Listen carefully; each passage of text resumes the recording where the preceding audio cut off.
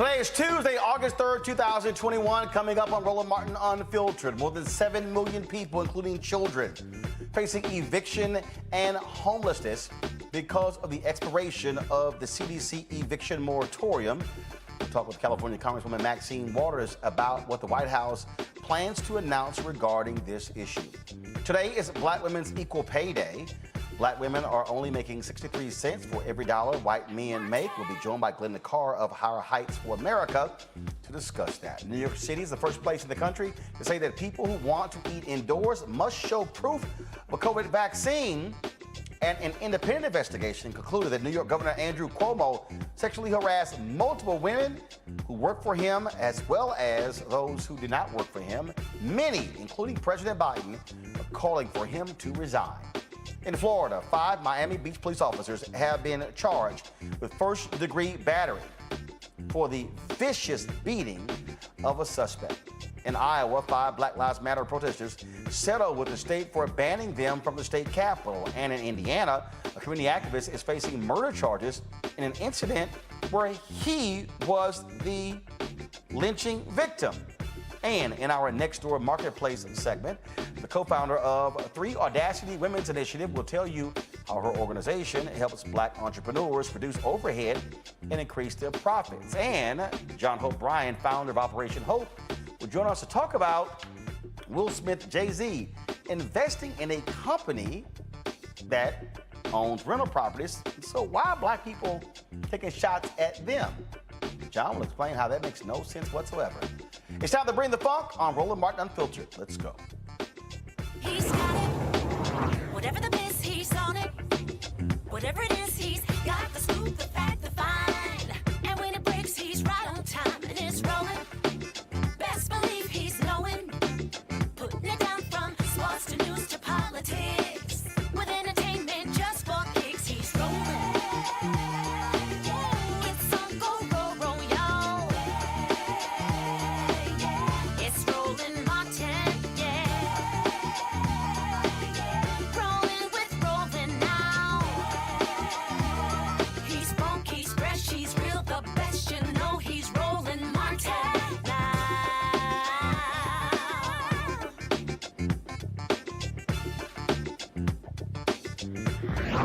Martin. Black caucus members have been leading the effort to address the expiring moratorium on evictions. Over the weekend, Congresswoman Cori Bush of St. Louis, she actually was sleeping outside of the U.S. Capitol to dramatize this very important issue. She was joined by Congresswoman Ayanna Pressley and others. What was happening on the inside? Congresswoman Maxine Waters was meeting with Speaker Nancy Pelosi and other top Democrats to deal with this issue. Remember, the Centers for Disease Control used their power to issue a moratorium on evicting people from their homes due to COVID. Well, that expired over the weekend. Significant pressure was being placed on the White House to use their powers to extend that. They were suggesting that they could not do that. Others said they could. Now we're hearing the White House plans to actually do that tomorrow. Joining us right now is California Congresswoman Maxine Waters, of course. She always glad to have you on the show. Again, you had what I keep telling people, Congresswoman, you got the inside game, you got the outside game. You got the internal pressure, the external pressure. You had Congresswoman Cori Bush sleeping outside to dramatize this important issue of evictions. You were on the inside, meeting with the folks, trying to negotiate a deal. Tell us what's actually going to happen. Well, thank you so very much for giving, coverage to this very important issue. As you alluded to, the moratorium expired basically on Saturday night. And so here we were faced with the possible evictions of maybe 11 million families at risk. And so we were caught by surprise when we got a late notice from the White House that the president was telling us that Congress needed to do whatever had to be done to expand and to make sure that the the moratorium was continued. And we were not ready for that because we were about to leave, to go on the break in August that we normally do. And so what was being said to us by the president was something that possibly could not happen, but I tried. I put together a piece of legislation and worked with the leadership. And we were not able to get it up on the floor because basically the Republicans rejected what would have been a unanimous request. And so knowing that, I and Nancy Pelosi and others always believed anyway that the president should use the power of his office, working with the CDC, to go ahead, despite all of this talk about what the Supreme Court had said or done. I, for one, did not believe that what the Supreme Court had done with the case that they was working on should be applied to this emergency that we have now, and that the president should have moved forward in order to get the CDC to do what it had done in the past, and that is extend that moratorium. And so we kept saying it over and over again. We were joined in that effort by many of the members of Congress. This is an emergency. And it's got to be done now. The Congress is not coming back into session, not going to be called back, and we're not going to be able to get them all back. And we know that we don't have all of the votes that we need anyway to get this done. So this is the responsibility of the President of the United States and the CDC. And so with that, what we're learning now is that this is being treated as a new kind of protection and moratorium that is not an extension of the last one, which legally could get around all of those accusations about the CDC not being legally allowed to discontinue, to continue rather the moratorium. And so we will expect, we heard a little bit from the president when he came out just a short while ago and said that the CDC would be making an announcement. Well, Roland, I want to tell you, this emergency is so important that you did see an inside-outside kind of effort being made.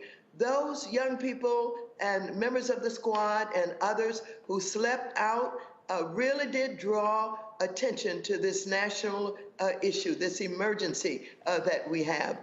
And in doing that, I think that they got a lot of people in this country really understanding that the money is there. I put into the bill $46.6 billion, worked very hard with my staff to do that. And as you know, we have Housing is Infrastructure, another kind of effort that we're doing that talks about this country has got to get ready to know that renters must be protected, that people who are out there eligible for rental assistance, who are waiting with, on Section 8, this stuff has got to stop. And so I think this is bringing all of this to the forefront. But we know this, and those of us who are working on this, we know that we cannot stand by or sit by and allow these children and these families to be put out on the sidewalk. We know that it's unconscionable to have the money in the hands of the states and the governors, and they not implement this program and know how to utilize this money, how to staff up, and how to get it done. I have worked with Yellen, Secretary of the Treasury, and I said the forms have to be simplified, that many people who are trying to, make the application just can't handle the internet and the way that these forms are, laid out and the information they have to gather and get in order to be eligible. We got to do away with a lot of that. We've got to make sure that we find out from the governors what's stopping you. What is your problem?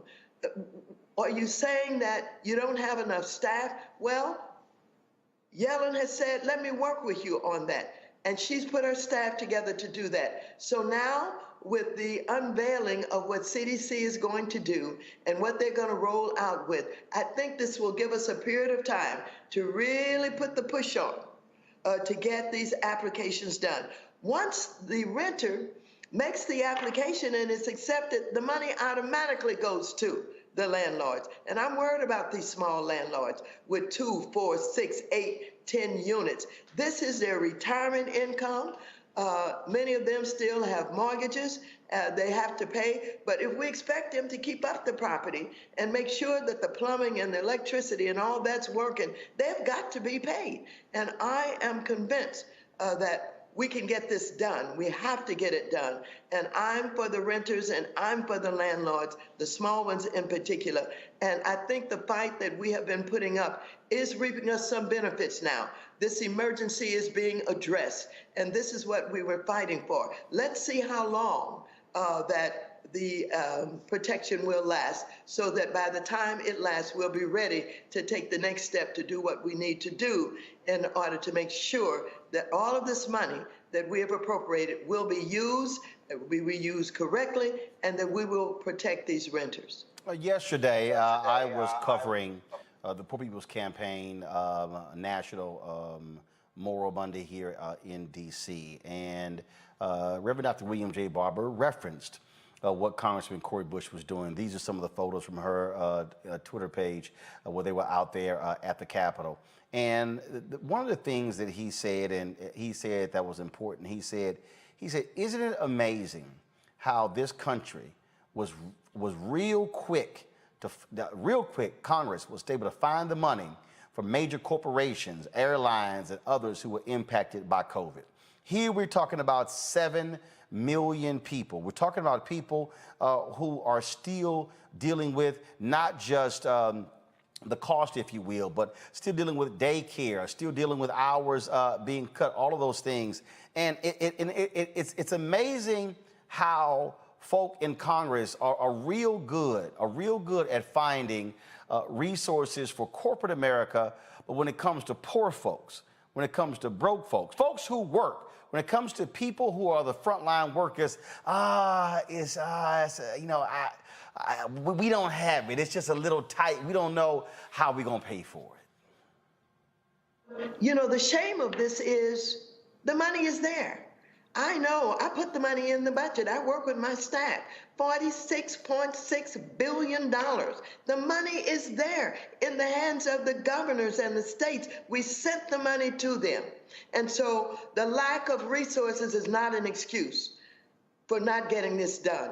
But I want to tell you that these governors and some of the mayors, et cetera, they just didn't know how to get it done. They didn't know how to take all of these resources we put in their hands and make it work. And so we're saying to them, you've got to get it done. And in the period of time that this moratorium is going to be extended, we've got to do everything that we can, working with the governors and the churches and legal aid and nonprofits and all of that, to help people. And this business about expecting everybody to know how to go on the computer and make application has got to stop. We have too many communities that are not computerized. Congresswoman, I was literally having a conversation today. It was a brother, he was businessman out of Atlanta. We were playing golf and we were talking about COVID. And I said, COVID exposed so much in this country. It exposed people to understand that for those of us where it's second nature to have a computer and 3 iPads and 2 iPhones and, oh my goodness, we got 250 megabits per second up and down, Wi-Fi. That's not a whole lot of people. And yeah, the people go, hey, sign up, go online. And the people going, what are you talking about? I remember during one of the debates, a lot of black people got mad when Biden made this comment about African Americans and others not being able to go online. People like, oh, Biden's saying we don't know how to go online. No, what he's saying is there are places where they don't have Wi-Fi, where they can't afford to actually do it. There are rural places in this country where they can't. And yes, there are a lot of people, it's just simply, they're not walking around with smartphones. Hell, their most advanced phone is still a flip phone. And so we got to stop being, let's just be clear, technology snobs and arrogant and are somehow assuming that everybody knows how to use this stuff when they simply don't. And what we've got to do is, when we have these kinds of efforts, we've got to make sure that we have opportunities for people who are not computer literate, who don't use computers. When, you know, I think about a lot of the grandmothers that are raising their grandchildren, and they're doing everything that they can, but they can't get on the computer and go online and do these applications. And we found that out with the children who were out of school. And, you know, these middle class, upper middle class communities were doing homeschooling, and they were, you know, dealing with the problem of the kids not being in school, but mother or fathers or relatives or whomever would help with doing the education that was needed while they were not in school by homeschooling, et cetera. Do you know how many poor families, how many families of color did not have the opportunity to do the homeschooling in the way that they were saying this was the alternative with the kids not being in school? And so that gap is going to be felt. And unless we have, you know, strong summer schools, and I don't know what's happening with Delta, if in fact, you know, the schools are going to be able to work and to do what we want them to do to educate our children without all of them being put at risk. We've got to find a way by which whatever systems we're developing for whatever problems, that it is a dual system. It's a system for those who use computers and who are computer literate and educated and all of that, and those who don't necessarily have them or have access to them. We've got to have a way for people to be able to manage their lives in this technology that we're all having to deal with. And Congresswoman, for all the people out there, and let me just go ahead and say, all y'all out there who bitch and moan, the CBC, they don't do anything. This is a perfect example of what happens when you've got a CBC member, a veteran like yourself, chair of a committee that deals with the money. What happens when you've got younger CBC members who may not have the leadership, but they're using social media to dramatize a story. This deal does not happen, does not get extended if it is not for the work of the Congressional Black Caucus.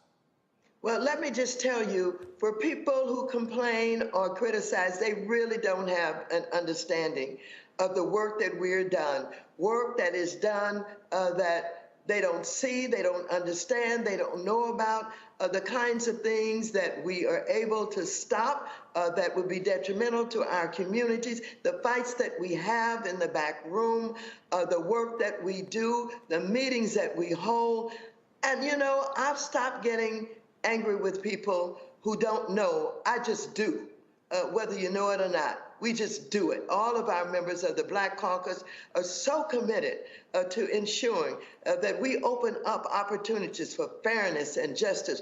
I created the first ever subcommittee on diversity and inclusion in the history of this of the Congress of the United States, so that we can open up opportunities for not only careers in financial services, but contracts and other kinds of things. We're dealing with the big banks. We got the MDIs, that is the Minority Depository Institutions, our black banks, and the CDFIs, the Community Financial Development Institution. You know, we've gotten them money not only in the PPP, but joining with Warner, we got another $12.5 billion that we're, getting to them now. People don't know this. They don't understand why they're going to be able to get that loan from their community bank now that they've got resources. But we do this work. And like I said, I don't even get angry with people anymore who don't know it. We just do it because this is what we're committed to, and this is what we're going to do.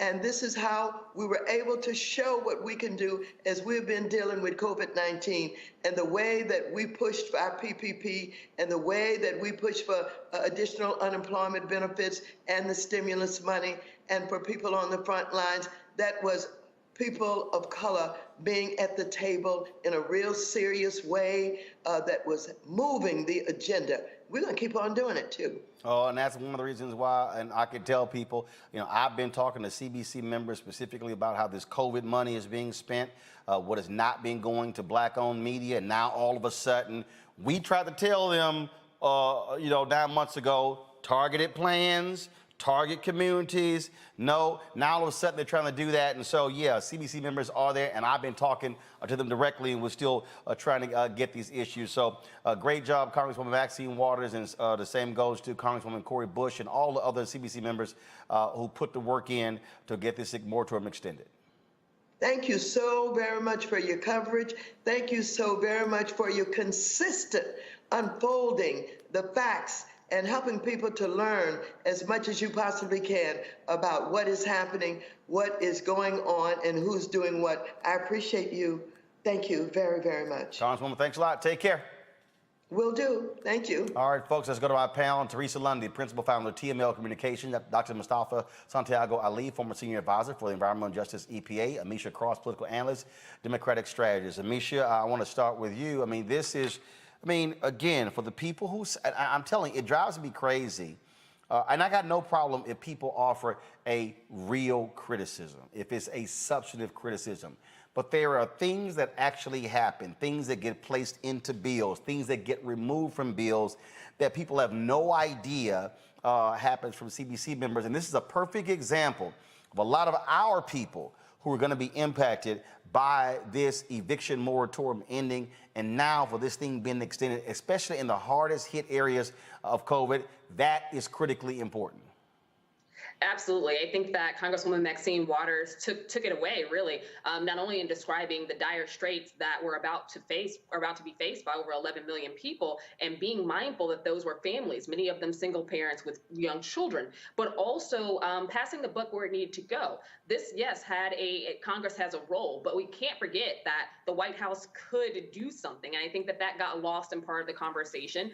In addition to that, we also have to remember that the states and local governments in particular kind of screwed the pooch when it came to the COVID-19 relief funding that included monies for a lot of this, for a lot of these rentals and rental assistance. And those funds were never actually divvied up, regardless of whether the state was led by Democrats or conservatives. And I think that that's something that we have to harken back on, whether it's, okay, well, they didn't understand how to go about finding out who is actually qualifying, or whether they didn't understand the paperwork or understaffed. All of those things were considerations that we should have had months ago in terms of conversation around COVID-19 and where the rest of that relief package would go. Not knowing how to utilize a form doesn't stop a person from getting kicked out of their home. So I do think that there are some things that need to be done in terms of the divvying out of federal funds to the state and local government, acknowledging the fact that many of them are already underwater in terms of the staffing issues they have, but also their own computer literacy problems in many cases. But beyond that, I think that we have to really lean in on the fact that people like Cori Bush work so hard. And I was out there. I did spend a night at the Capitol as well, where she really put a spotlight on the issue. She had talked about it for a very long time. I know on Twitter there are so many people who argue that this was a last-minute push. It wasn't. Her and several others across Congress have been making the claim and staking the claim for there needing to be something done before the deadline hit and people were going to be sleeping out in the streets. That was the reality. And I think that this goes to show again that activism matters, that protests matter, that showing who you are and what you stand for makes a difference. And that even in this very partisan political environment we happen to be in right now, we have to do something. And we have to remember that there are lives at stake. And in many cases like this, those lives included people in urban areas, rural areas, people, like you said, who are often forgotten about, but often those who look like us. A lot of Black people, the majority of that 11 million happen to be people who were Black and brown, but particularly Black communities across this country suffer the greatest when it comes to housing insecurity. We know that. And that's why, the leadership of the CBC, that's why the progressives in Congress, that's why activists across this country have been pushing so hard to ensure housing equity, because it goes beyond the stopgap. And I think that we have to also remember this. The pause for COVID-19 is a stopgap measure. It has been extended. However, people are still in the rears. People were in the rears and rent before COVID-19 hit. What happens once that stopgap is no longer available? There still has to be some level of congressional action. And I think that Americans need to be waiting on that as well. What Amisha just said there, and what the Congresswoman said, Teresa, cannot be ignored, and that is why we also focus on local elections. So the members of Congress do their job, okay? Congresswoman Maxine Waters, she gets the money. But now the problem is governors and mayors, what the hell y'all doing? County commissioners, what are y'all doing? This is why I keep trying to tell people how these things are linked. You can't divorce one from the other. Absolutely. So it comes to, and I agree with so much, my colleague just referenced to, because when we talk about local and state elections, we talk about the priorities. So some of them, when, again, we're in pandemic. So I know the business community in some areas have been on high alert. But then when we talk about the housing crisis and when it's time for eviction moratoriums and to have that conversation and people getting kicked out of their homes, it becomes a very slippery slope, because some of those funds would already allocated to other initiatives and programs without really seeing the need for the seniors and for those who may be at risk losing their homes, and did not see the pandemic coming into fruition in hindsight.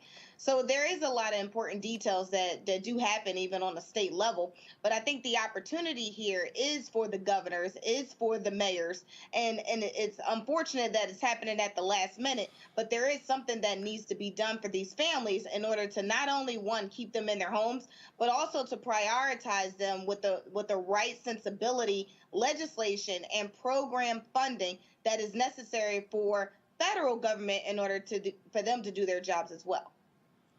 Mustafa, the point that I made to the Congresswoman, it's amazing how Congress loves to make excuses to help the poor, but boy, we can hook up the rich real quick. Yeah, exactly. Each time that those who are already wealthy reach out, they get what they need. Of course, they have the lobbyists and they have the others who are there continually advocating for them. And then, of course, they have congressional reps who are continually advocating for them as well. We knew this was coming. That's where I have a problem. We knew the possibility of this actually happening. And for folks not to have their act together gives me pause. It gives me pause because we also know that there is a huge amount of money that's going to flow, whether we're talking about the bipartisan infrastructure bill or a number of these other bills that will be coming. So what are we going to do to build real accountability to make sure that the states, the counties, and the local governments, one, have the capacity, and two, actually follow through? Because if we're going to have real talk, we know that they have held dollars before that were critical in protecting people's lives and helping to make sure that they had a foundation underneath of them, a number of different dynamics. We know that in this country, at this particular moment, right here tonight, over 30 million people are dealing with the digital divide, which was raised earlier. And we know that there are folks who can't or have not yet been able to utilize the tools that everybody else is using to kind of, get in and get their resources and so forth and such. So we just got to make sure that we're actually moving forward and making the investments, both on the human side and on the financial side, to make sure that this process becomes more efficient and more streamlined, or our folks will continue to lose. And we just can't allow that to happen. And we can't allow it to happen, Roland, because we got folks that are literally getting kicked out of their houses in the middle of a pandemic. We're getting people kicked out of their houses, dealing with these extreme heat events and other things that are going on. So folks are getting hit with these double and triple whammies that shouldn't have to go through this. And then, as the first panelist shared, we also know what's coming in the sense that all this huge amount of debt that has been built up, that we've got to make sure that we're finding a way to relieve people of that. So I'm looking forward to continuing to push on Capitol Hill and at the White House to do whatever I can, and folks who are in my sphere to try and make that change. Well, one of the reasons why we are facing the situation we're facing right now is black folks don't get paid on the same level as white America, especially black women. Across the nation, black women make 63 cents for every dollar that white men make. It takes up to 19 months to obtain the same amount of money that their white male counterparts do in a year. The question is, how do we change that? How can we do that with public policy? How are we pressing corporations to do their part? Glenda Carr is president and CEO of Higher Heights for America. They, of course, are here to help black women get elected to office all across the country. Glad to have you back on Roland Unfiltered. So this issue here when we talk about equality in America, when we talk about fairness, we talk about freedom, we talk about saying, look, if I'm doing the job, pay me the same way you paying the cats over here. And we see how black men are impacted and how black women are impacted. And when by taking 19 months to make the same they make in 12 months, that's what happens, how you're never able to catch up, which impacts the ability to afford your rent, to afford daycare, to be able to buy cars, to be able to save money, to be able to build wealth. This is the economic downfall of Black America. Absolutely. I mean, this day reminds us that Black women work as hard as our counterparts, and we are paid less. And Roland, be clear, that is Black women who are working in hourly wage jobs to women that are working, Black women that are working in the C-suites. When you say 19 months, right, that is 579 days more in a year. And you're exactly right. I penned an op-ed that ran on BET.com today, and it talked about if we actually got our, paid the whole dollar, not just the 63 cents, it's 2.5 years of child care we would be able to pay in our current job, 156 more weeks of food. When we're talking about the moratorium on rents, Black women disproportionately are evicted at a higher rate. If we were paid our whole dollar, that is 22 more months of rent. And in a lifetime of being paid less, it's the inability for Black women to build wealth. And so, from a policy standpoint, how do you change it? Well, at Higher Heights, one of the things I think we need to do is ensure that we're electing leaders that come from similar lived experiences. When we elect women, working women, mothers, women of color, and Black women, they bring those lived experiences to city halls across this country, state legislatures across this country, and Congress, to be able to talk about why a wage disparity matters. When Vice President Kamala Harris was in the Senate, she championed the Pay Chair Fairness Act. Ayanna Presley, Brenda Lawrence, all the 26 Black women in Congress. This is an issue that they champion. New York Attorney General Tish James, who's in the news on something else today, right, Roland? Certainly as the public advocate of the New York City, used her bully pulpit, not only to talk about fair wages for city workers, but also was able to use her influence in that office. And so Black women elected leaders have been leading the way from a public policy perspective, but we also have to talk about how our private industry can ensure that Black women are paid fair wages, but frankly, also talk about in the private sector about the transparency. Oftentimes, women don't know they're being paid less. So having some transparency in knowing what wages are. Be clear. Black women want what our counterparts want. We want economically thriving, educated, healthy, and safe communities. And so for everyday Black women, it is us not only calling out when we're not being paid a fair wage, but also levying and lobbying our elected officials on the importance of how we can intersect public policy into this very important issues for Black women. But let's just talk about, again, from corporate America standpoint. One of the things that I have been engaged in with others is this effort of targeting companies when it comes to their expenditure with Black-owned media. And it's really interesting, Linda, to talk to people Black folks who will say, why are y'all doing this? I'm like, well, first of all, most of y'all who's saying that don't own a damn thing. So you're used to getting a check. You're not used to endorsing the check. There's a difference. The thing that I keep trying to explain to folks is that we're not going to change this by allowing companies to continue to give us aid. No, it's investment in terms of contracts. It's in terms of pushing that. So now all of a sudden, when we start talking about how do we break through, it means, no, we're not interested in the $50,000, the $100,000 contract when over there they're signing the multi-million-dollar deals. They're signing the $3 and $5 and $10, $100, $200, $500 million deals. That's how you begin to change the dynamics and change the game? In addition to I agree, our political power, recognizing our economic might as African Americans, but particularly Black women. We are the economic drivers in this entire economy. And so when you talk about building wealth and being paid our fair wages, we actually rotate those dollars back into the economy, which means we're lifting, not only is our underpaid work building this new America, but we are then putting that money back into this America. And so Black women need to, at this time, demand our return on our investments, right? Our economic investments, our trips to the voting booth. And we certainly, as we rotate those dollars into the community, into the economy, we need to be rotating those dollars into our own Black businesses and building our own businesses. As you are aware, Black women have started more small businesses than anybody else in this country. We've decided to leave the workforce to build our own to build our own companies. The problem is, as you know, we then are not invested in or do not have access to capital. So this notion of even when we go and build our own businesses, we are still being given less money or lent less money. So we have to know our own worth, and knowing that we are the economic drivers, and part of that economic drivers then is we ought to be being paid fair wages. All right, then. Look, we certainly appreciate you joining us. I want to take, if I can, real quick questions from each one of our panelists. Teresa Lundy, your question for Glenda Carr.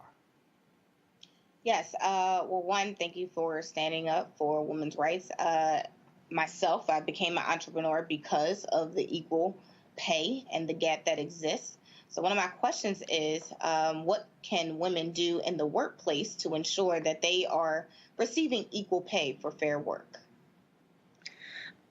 I would offer three scenarios, right? One is walk in when we're negotiating. Women often under-negotiate when we're entering into the workforce. And certainly I think Black women oftentimes are positioned to think that we should appreciate the job, but we need to walk in and demand being paid our worth. I think it's important to do that investigation to see where the pay raises are, and to literally call that question, may it be to HR or to senior management. And I certainly think that this is a public-private solution that we need to look at the very policies that we can enact on the local, state, and national level. But I do think that we have to call our public sector, our private sector, to the table around how do we create transparent and fair wages in this country. Amisha. Thanks for being here. I agree with you 100% and have read your op-ed. It was very strong. My question is going to be around, as we know, not only do Black women hold the majority of small businesses across this country, but Black women also are the highest degree population in this country. With that comes a expensively high amount of student loan debt.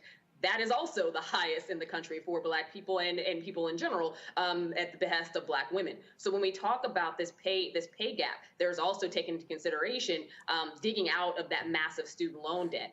In your view, how do Black women, regardless of the stage in their career that they are in, advocate for themselves in these career spaces, be it whether they're in nonprofits or government or the private sector, in regards to not only equal pay, but actually finding out, because in many cases they just don't know what other people are making within that same organization, because as you mentioned earlier, a lot of that isn't even posted when you actually interview for a job. So at what point are they given that information, and how can they best empower themselves and other Black women or women of color to advocate as well?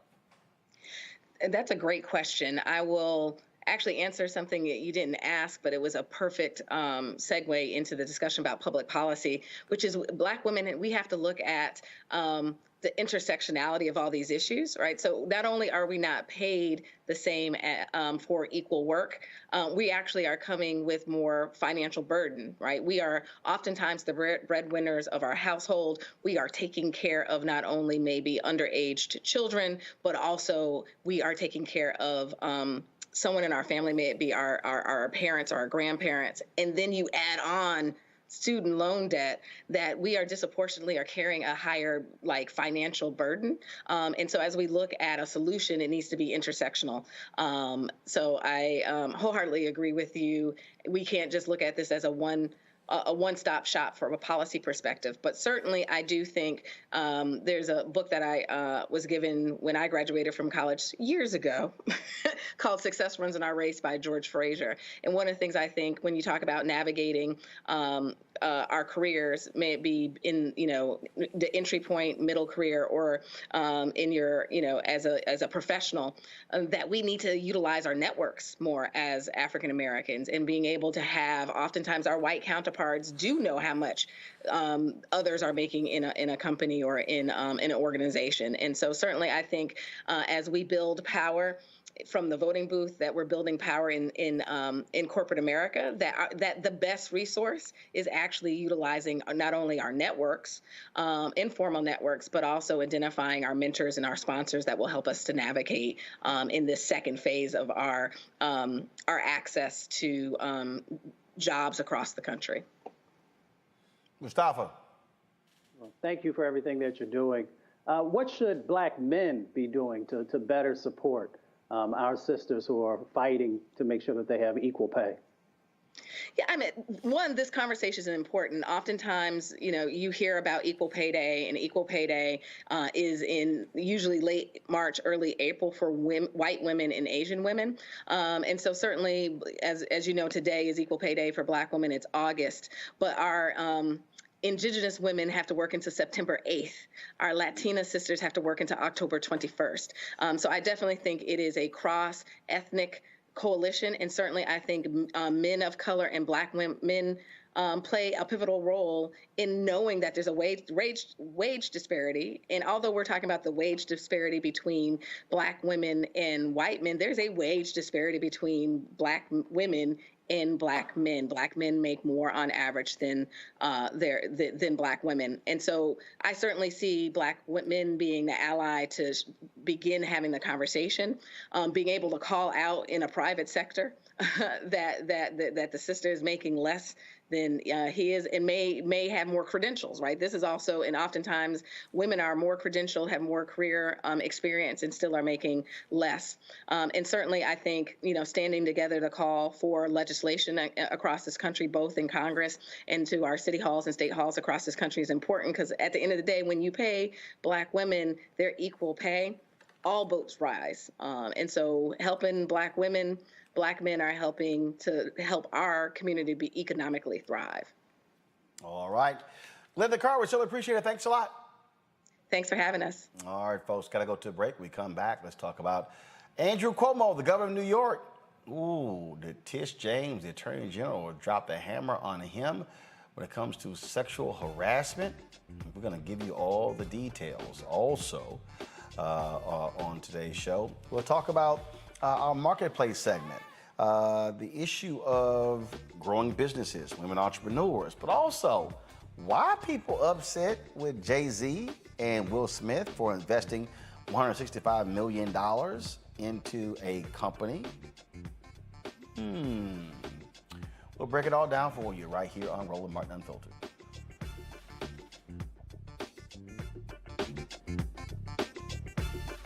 White supremacy ain't just about hurting Black folk. Right. We got to deal with it. It's injustice. It's wrong. I do feel like in this generation, we've got to do more around being intentional in resolving conflict. You and I haven't always agreed. Yeah. But we agree on the big piece. Yeah. Our conflict is not about destruction. Conflict's going to happen.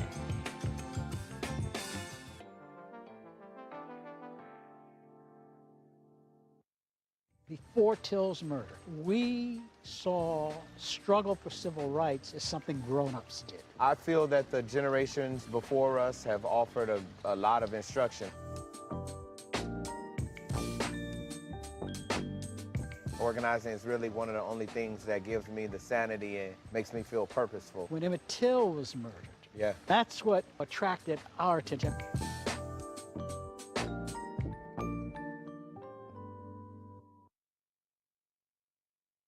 Hi, I'm Vivian Green. Hey everybody, this is your man Fred Hammond, and you're watching Roland Martin, my man, Unfiltered.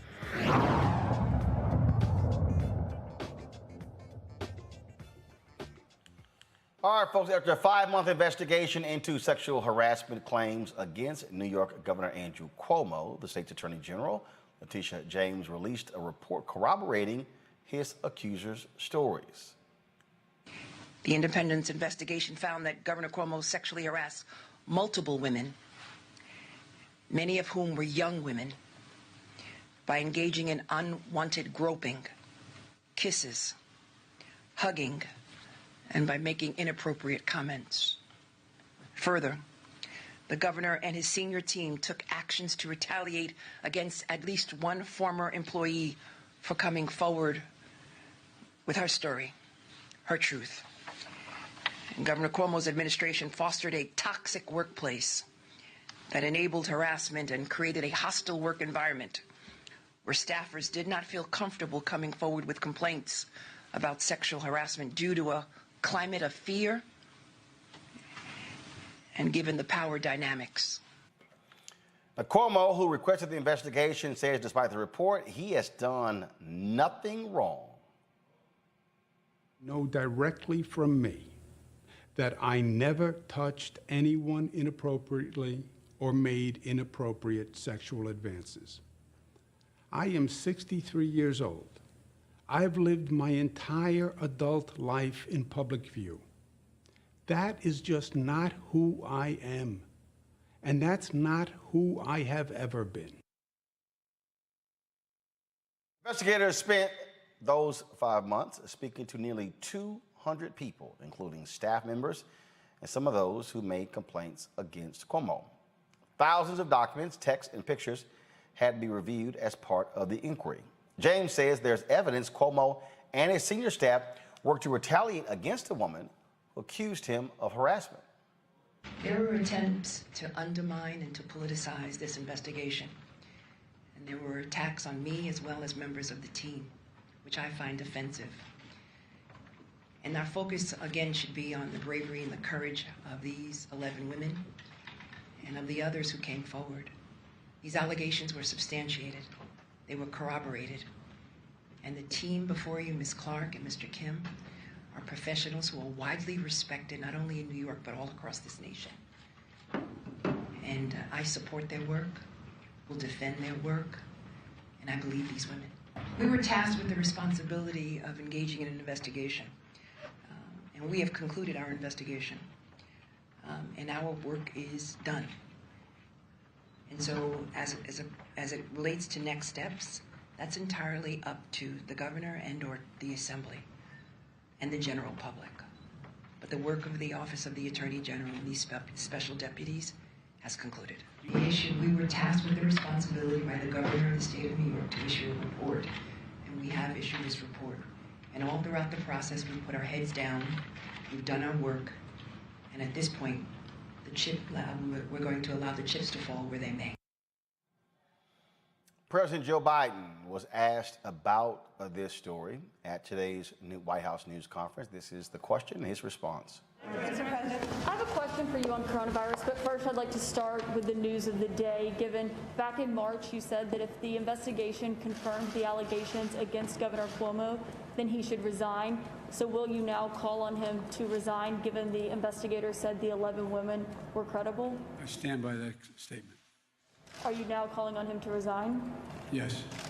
And if he doesn't resign, do you believe he should be impeached and removed from office? Let's take one thing at a time here. I think he should resign. I understand that the state legislature may decide to impeach. I don't know that for a fact. I've not read all that data. And he's using a photo of you embracing him in his self-defense to say that these are commonplace kind of embraces that he made and the allegations against him. Do you condone that? Look, I'm not going to fly-spec this. I'm sure there are some embraces that were totally innocent. But apparently the Attorney General decided there were things that weren't. If I could ask you a question about the evictions. All right, let's bring in my panel here, Teresa Lundy, of course, Mustafa, as well as Amisha Cross. So, Teresa, you're in communications. You saw the governor's response. What does he do next? Admit to the American people that he has done wrong and apologize continuously to these women and remove himself from office. That's the only thing that he can do. It's not like he's hurt. He's made a book. And millions of dollars have been. Look, he has a legacy. I think this is the right time to get out. Knowing that these allegations are against him. But there's no more room for him to really stand on the sidelines to say it is not me. It is, it's not my intentions anymore. But it would be him showing massive leadership to him in his standing, in his legacy, and his policies to show what he has done, not only in the pandemic, but prior as governor. But again, his allegations can't be ignored. So the only thing he can do right now is bow down and bow out of that leadership position to allow somebody else who doesn't have that type of scrutiny to lead the office with integrity. One of the things that also jumps out here, Amisha, is Andrew Cuomo's brother, Chris Cuomo, host on CNN. According to this report, Chris Cuomo actually helped Andrew Cuomo. First of all, he participated in strategy calls with his brother and helped craft his response to the sexual harassment allegations. Should he be removed off the air of CNN as a result of this report? I think that's going to fall under the purview of what CNN decides is a workplace violation and what isn't. I think that when it comes to family matters, there are a lot of people who will try to protect their siblings, their parents, and whomever they're related to by blood, even if it means doing some things that are probably not up to par with values of any sort. And I think that that's what we saw with Chris and Andrew Cuomo.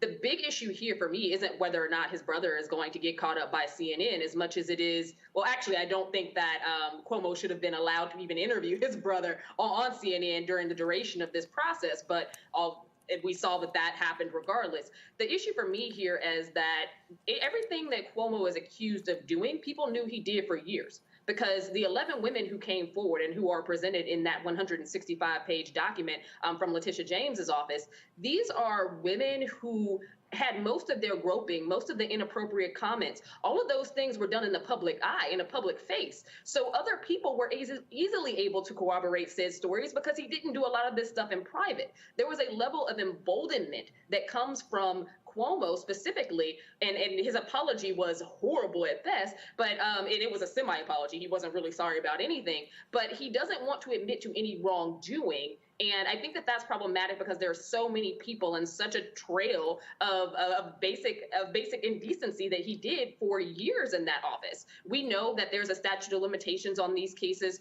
In particular, I think it's 3 years. Right now, we're looking at a situation where there can still be some civil suits that these women could bring against the governor. But I agree with what was previously said. The smartest thing for him right now would be to resign. His legacy is already tarnished. That's over and done with. He will never be able to run for anything else, and nobody is going to remember him for anything beyond these very egregious sexual harassment claims. But beyond that, I think that there are a lot of people who also should fall on their sword because Andrew Cuomo, like many others who are in higher office, do this to women all of the time, and other people around them see it, whether it is their executive staff, whether it was people who are fundraising with them, be it whether it's other Democrats who are high-level officials. A lot of the things that he did and he said, they took it as an old boys club and they were fine with it. And he continued to do it over and over with years under his belt of being a sexual aggressor. And I think that we should all come to grips with understanding this climate of workplace intolerable behavior that was funneled through that office, but also one that he had built and it became part of his facade. That was part of the Cuomo essence, to be aggressive towards women. And I think that we can't talk about this story without talking about the fact that Cuomo is that guy, and Cuomo was known as that guy, and everyone knew it for decades. And it is just now that he is finally about to face the music. So it was quite interesting. It was quite interesting, Mustafa, to see Andrew Cuomo's response include photos of President Joe Biden, President Barack Obama hugging and kissing women. This is right here. This is literally what he included in his response. These are some of the images right here. Dude, you're the one who's facing the allegations. You're not facing allegation that you hugged somebody. You're facing allegations that you groped and sexually harassed women and they retaliated against them for complaining. Right. Yeah, he was just trying to be slick with it, trying to say, well, see, they did it and it wasn't misinterpreted, so this is just a misinterpretation of my actions.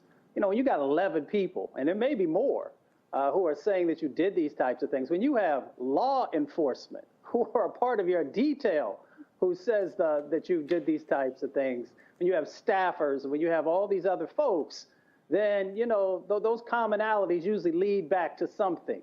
Now, we know everybody is entitled to their day in court, but the reality of the situation is not only should he resign, but he should also get help, because sometimes we don't talk about that enough, that, he's still going to be walking around on this planet for a while. So he needs to go actually get help to not just understand what he did and why he did what he did, but to stop and make sure that it never happens in the future. And sometimes we don't make sure that we call that out enough when we're dealing with men. So yes, you should lose your job or lose these other types of things, but you also got to make sure that you're doing something to make sure that you are healing so you don't continue this type of behavior and hurt anybody else, because these ladies, they've got to carry this for the rest of their lives. Sexual harassment is a serious thing. And sometimes we'll say, well, if somebody wasn't raped, it's not that serious. Yes, it is serious, because you are hurting somebody both on the spiritual level and on the physical level and the mental level. So he has a responsibility to actually make sure that he never does anything like this again. Well, of course, he had made clear that he was going to be running for a third term. The question is, will that continue? His poll numbers have been dropping, and so we'll certainly see what happens next. Well, so let's talk about Florida, where 5 Miami Beach police officers face first-degree battery charges for allegedly using excessive force during the arrest of 2 black men, Delonta Crudup and Khaled Vaughn. That took place at a South Beach hotel. Check this out.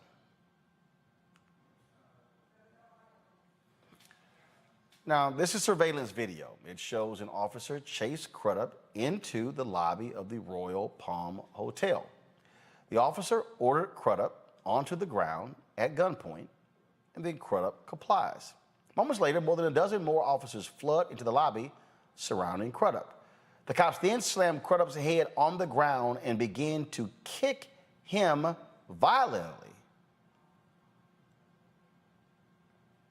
Y'all, that's a lot of cops for one person.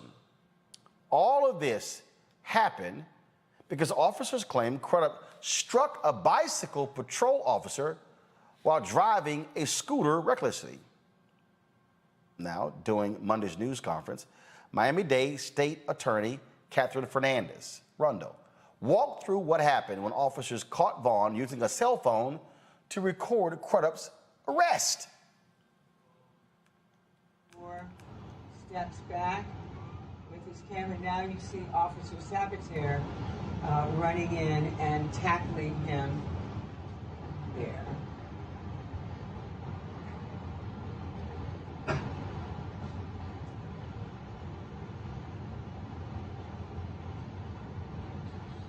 Watch what happens next. I'm sorry, but it's all we have. It's what it is.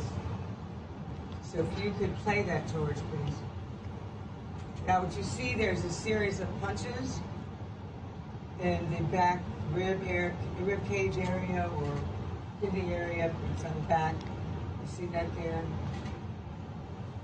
See that there? There are different videos of the same thing, so that's why it seems repetitive. Do you see it right there? Can you roll that back, George, please? See the back there? That's Officer. It's a different angle. These are body-worn cameras at this point.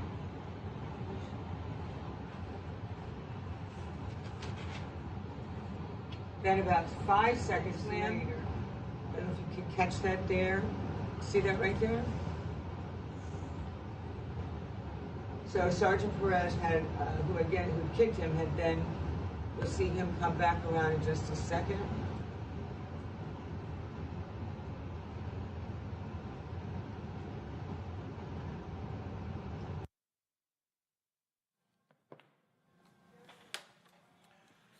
Crudup was facing several charges, including aggravated battery of a law enforcement officer. Vaughn was charged with resisting an arrest with violence and impeding a police investigation. After reviewing the video footage, Police Chief Richard Clements requested all charges against both men be dropped. State Attorney Roland agreed and dropped the charges. Sergeant Jose Perez, officers Kevin Perez, not related, Robert Sebester, David Rivas, and Steven Serrano turned themselves in on Monday. This Mustafa right here shows you, again, when you have thug cops, how they will attack folks, beat folks, and they thought, we're gonna get away with this, but it was that surveillance video and body camera footage that actually did them in. And every single, now granted, it's misdemeanor charges, every single one of these cops should be fired, including, and in fact, the state's attorney general, the state's attorney complained that only one officer acted to pull one of the cops away, but the rest of them just stood around and watched them do what they do. All of them should lose their jobs. I agree. You know, being a police officer is a privilege, and it means that you carry yourself in that way. We see far too many instances where folks are handcuffed. They got their hands behind their back on the ground, and then people want to, continue to beat on folks and to put their lives actually in danger. So this has to change. But also, you see police officers actually turn their back so they don't have to sometimes see what's going on. It's almost like some of these congressmen on Capitol Hill who say, well, I haven't seen the video yet, so I don't really know what went on. You know what went on. 21 police officers moved into that space. The gentleman was already, had his hands behind his back, and they still continued to pile on. Then they started whipping on him. And then they moved to the other brother who was recording it because they're like, wait a minute, we can't have this individual actually capturing what was going on. Of course, they didn't know that there were the other cameras that were also capturing these injustices that continue to happen. And that's why if you don't want to be a police officer, then don't be a police officer, but you can't have this job and then continue to do things that you arrest other people for. And that's why you deserve to lose your job. And the folks who are standing around watching and not stopping these individuals from allowing this to further escalate, they also need to be, they've got to deal with the consequences of that as well. Amisha, the state's attorney said when the police chief saw the video, all he did was just put his head down on his desk. He was shocked and stunned by what he saw. It is shocking, but not necessarily surprising. It was hard to watch because as you were playing that, the guy's head was literally bouncing up and down off of the floor. You have individuals who, I don't know why all of those cops were called to the scene in the first place. That was a lot of people. And to the point that Mustafa made a moment ago, you have so many officers that were basically just standing around. At no point is anyone trying to stop the aggression or trying to de-escalate. Isn't that the whole point? That's what we hear in all of these cases, de-escalation. That's what you're supposed to do when you get on the scene. They came to the scene and escalated. There was not any amount of violence that was occurring before they got there. And I think that it's interesting because we always see in every case that these officers up charges when they're trying to eradicate their own culpability and their behavior. They up the charges for those who they were trying to take in.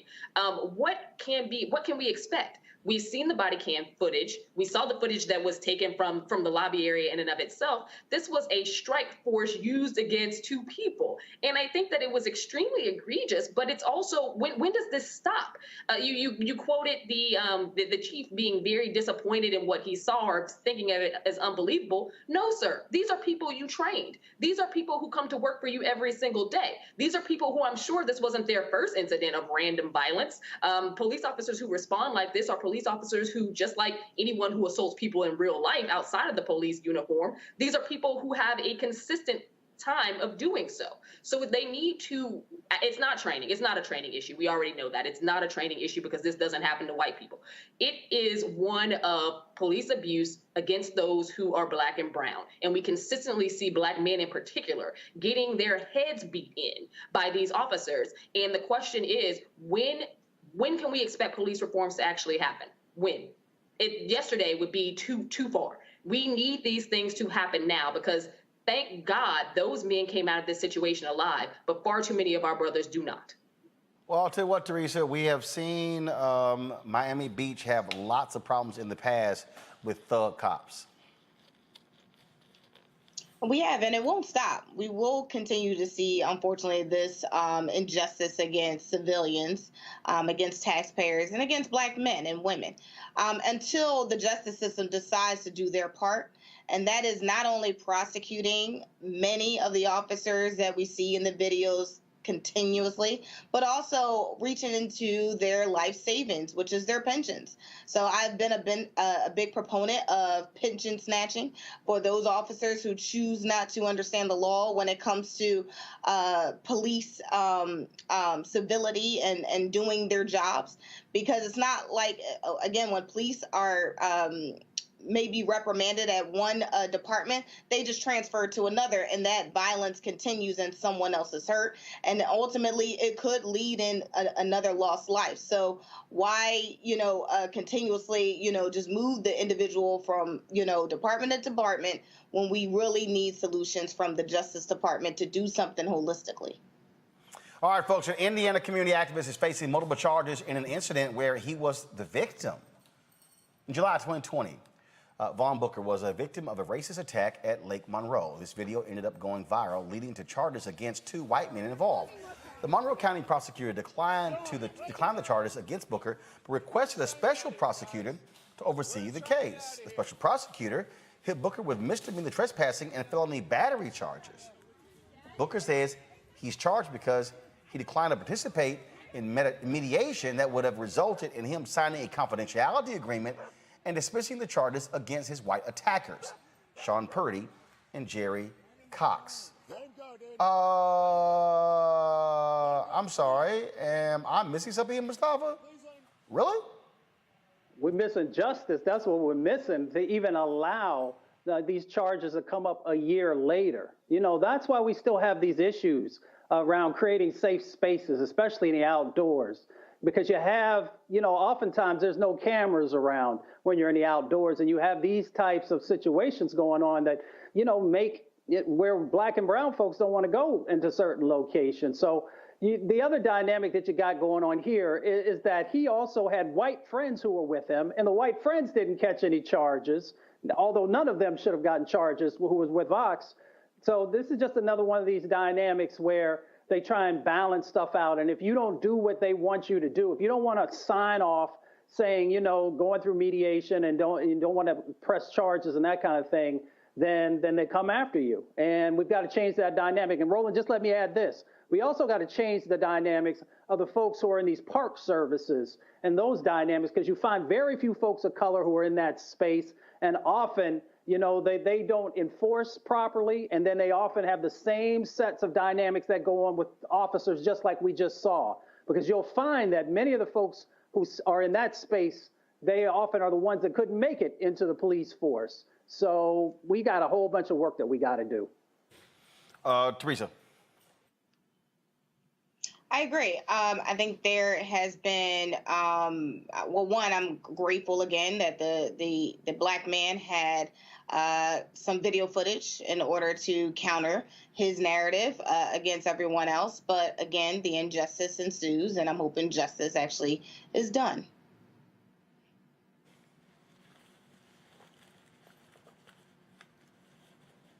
Abisha? Well, Roland, white people have acted like they've owned the woods and forest preserves and things like that for generations now. So I'm not surprised that there would be a scuffle when there's a Black man that is taking his nature walk and enjoying his time with what the Lord has made as well. What I am very, very disturbed by is the fact that criminal charges were brought up against a man because he refused to basically sign away his rights outside of mediation. At the end of the day, he knew that what happened that day was wrong. He knew that what happened that day shouldn't happen to anybody else. And he is well within his rights to decide to press any type of charges he wants to against those individuals who acted as though they owned a property that was open to the public. I think that, we see in so many cases cases where these random altercations happen because white people stake their claim on public lands or anywhere there happens to be a Black body present, and they decide to police it. And in this case, I'm so thankful that there was video footage, because at the end of the day, this could have gone a lot worse. And he wouldn't have had a leg to stand on, because when it is a Black man facing several white people at once, including those who were in his own party, who probably could have done more but did not, at the end of the day, things end up going in an entirely different direction. So I'm hopeful that he finally gets his justice, but I am quite frankly very disgusted that there were charges ever actually presented towards the person who was actually aggrieved here, not towards those who committed the acts of very atrocious violence here. All right, folks, gotta go to a break. Before we do so, our friends with Seek.com, they are back.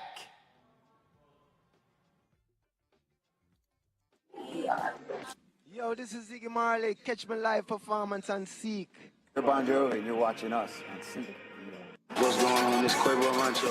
Right now, you in the Honcho's world. Please let the music play.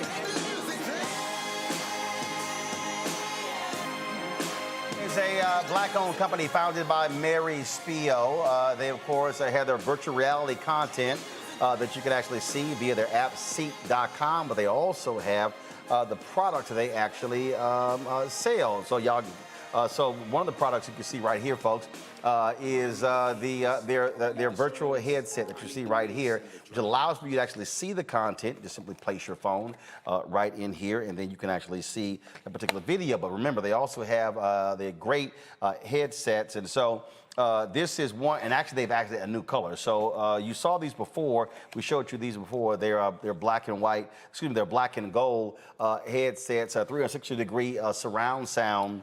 And so they sent me their headsets, and I said, okay, cool. Then I opened this one, and y'all know I was like, okay, I like this one here. All gold. Now, you know, as an alpha, I love this here. And so this is their all gold headset. And so it is absolutely amazing sound. The bass is incredible. Just go to Seek.com, but use this promo code. It's RMVIP21. Now we should have put it in the lower third, please.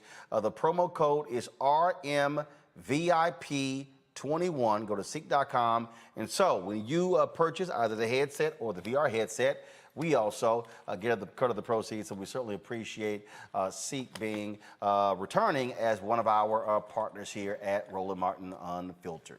I'll be back to discuss our marketplace segment sponsored by Nextdoor. We'll talk about Will Smith and Jay-Z investing $165 million into a company, but why are some Black people upset? We'll talk with John Hope Brown about that. Then we'll talk with the sister who uses Nextdoor to really amp up her business with Black entrepreneurs. That is next on Roland Martin Unfiltered. When you study the music, you get Black history by default. And so no other craft could carry as many words as rap music. I try to intertwine that and make that create whatever I'm supposed to send out to the universe. A rapper, you know, for the longest period of time has gone through phases. I love the word. I hate what it's become, you know, and to this generation, the way they visualize it. Its narrative kind of like has gotten away and spun away from, I guess, the ascension of Black people.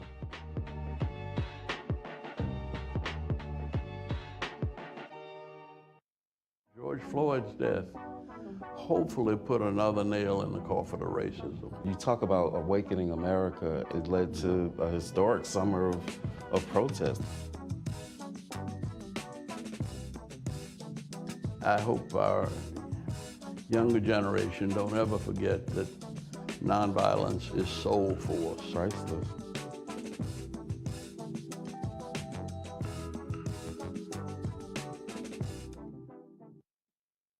Hi, I'm Chaley Rose, and you're watching Roland Martin Unfiltered.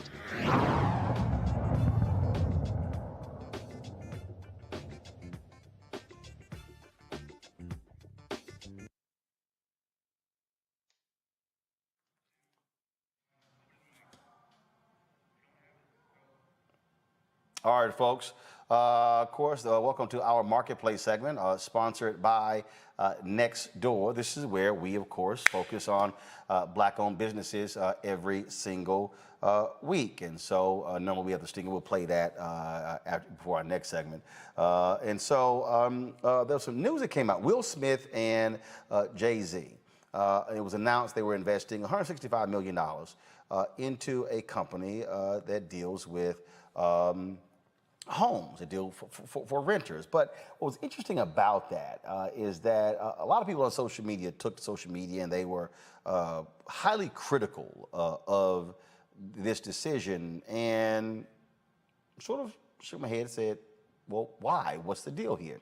I was talking to my man, John Hope Bryant, founder of Operation Hope, and he said, you know what, let's talk about this so we can really explain to folks what business is really about and how folks actually work. He joins us right now. So, John, give folks the details of this investment and what it means and what really, I won't say it ticked you off, but let's just say caused you to say, we need to actually have a real conversation in Black America about business. Yeah.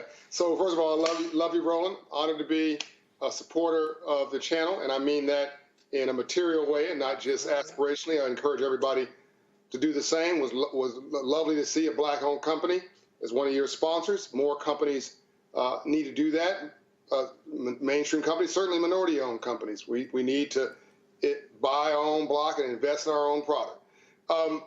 You know, we in my book Up From Nothing, you know, I've talked a lot about the different mentalities. You have a winning mentality, a thriving mentality, a surviving mentality, and a spectator mentality.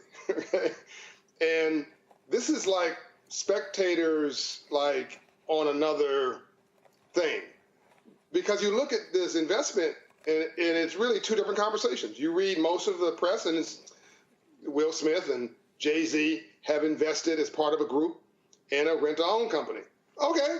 I actually think, my God, two brothers firmly from the hood have a venture capital firm in one hand and a private equity firm on the other. That's fantastic. I mean, isn't that a beautiful thing that we want? Don't we want that? And they made their money legal and investing it likewise. That memo got missed.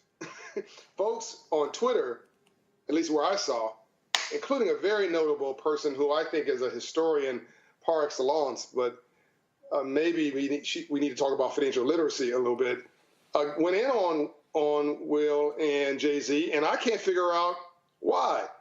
It's, first of all, I guess people were upset this was a white-owned company. Well, the company never said they were anything other. They never said they were here to save Black America. It's a rent-to-own company, right? And they're, it appears, trying to do affordable housing for low-income people. There was an immediate assumption that this was a scam, that poor people are going to be, and poor Black people are going to be abused. So you have this discussion in Black America that's very, actually, cynical. And then if you look at all the rest of the press, I encourage everybody to watching this, don't trust me, do your own search. The rest of the press is just pretty straight ahead. Couple of things, Roland. First of all, it wasn't just this is not Will and Jay putting in $165 million, as has been reported by our folks. They were part of an investment group. Right. Number two, there's no bad reputation. And by the way, I think this company probably took a page out of one of my books for a company that I own that does something similar to what he's talking about. And I'm saying, as somebody who actually should be a little aggrieved by it, bravo. I'm happy that he got the investment and he's doing this thing if it helps our people. Now, if they are found to be scamsters, if this company is found to be illegitimate, we should be all over them like a cheap suit. But at the moment, it's just the perception that this company was doing rent-to-own and that somehow Jay-Z and Will Smith were manipulating our people. I can't figure it out. So here's a tweet that you're talking about. So this is the tweet right here that Nicole Hannah-Jones sent out on August 1st. The story from The Root: Jay-Z and Will Smith invest in a company to help low-income folks go from renters to homeowners. She tweets, "Credit counseling is not what will take low-income renters to homeowners. Wealth will.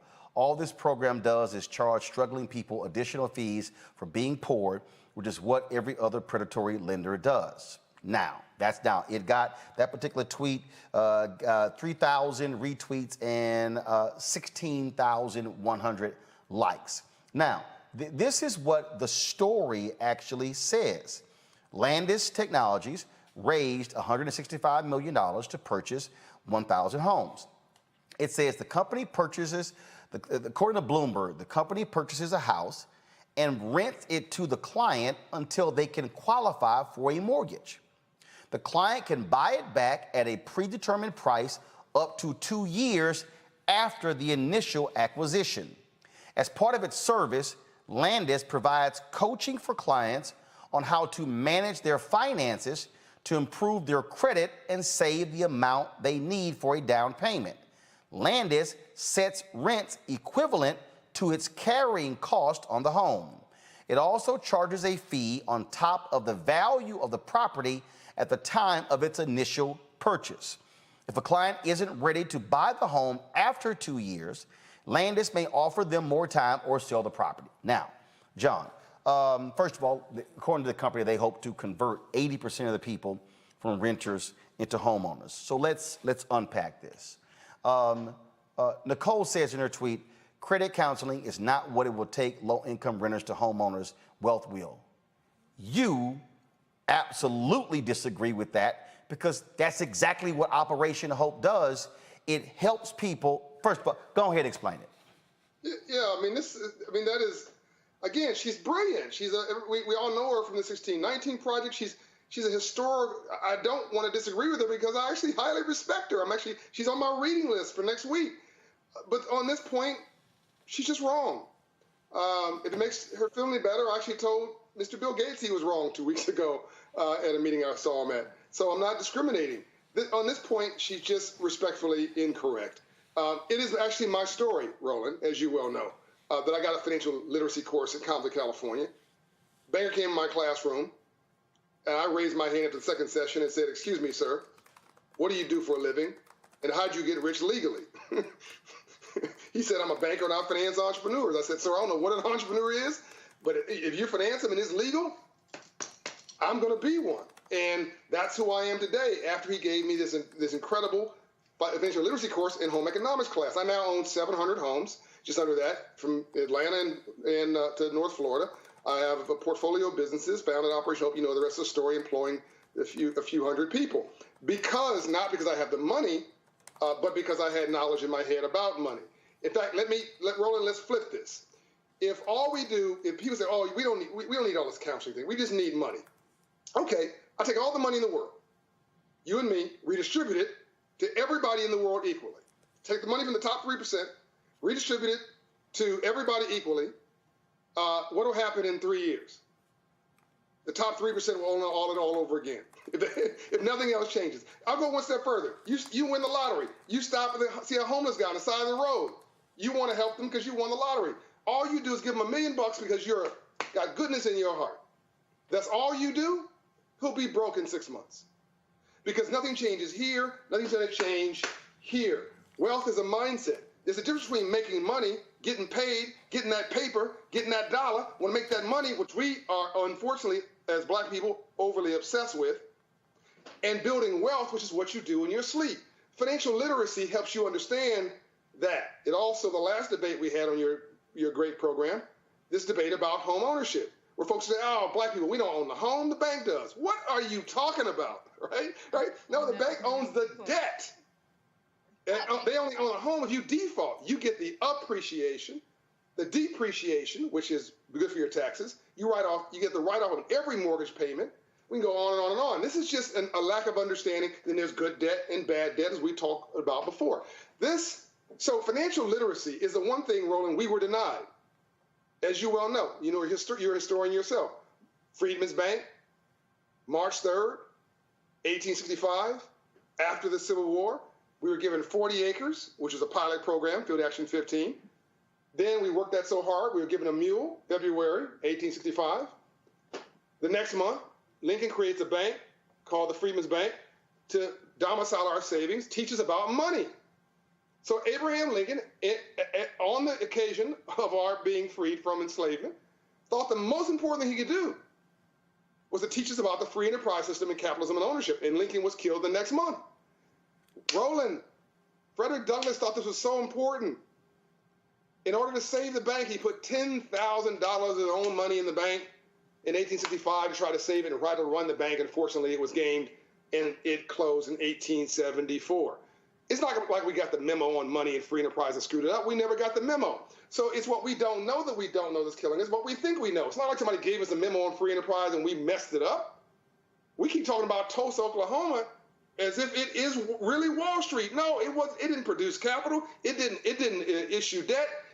They didn't provide venture capital like Will Smith and Jay-Z are doing right now.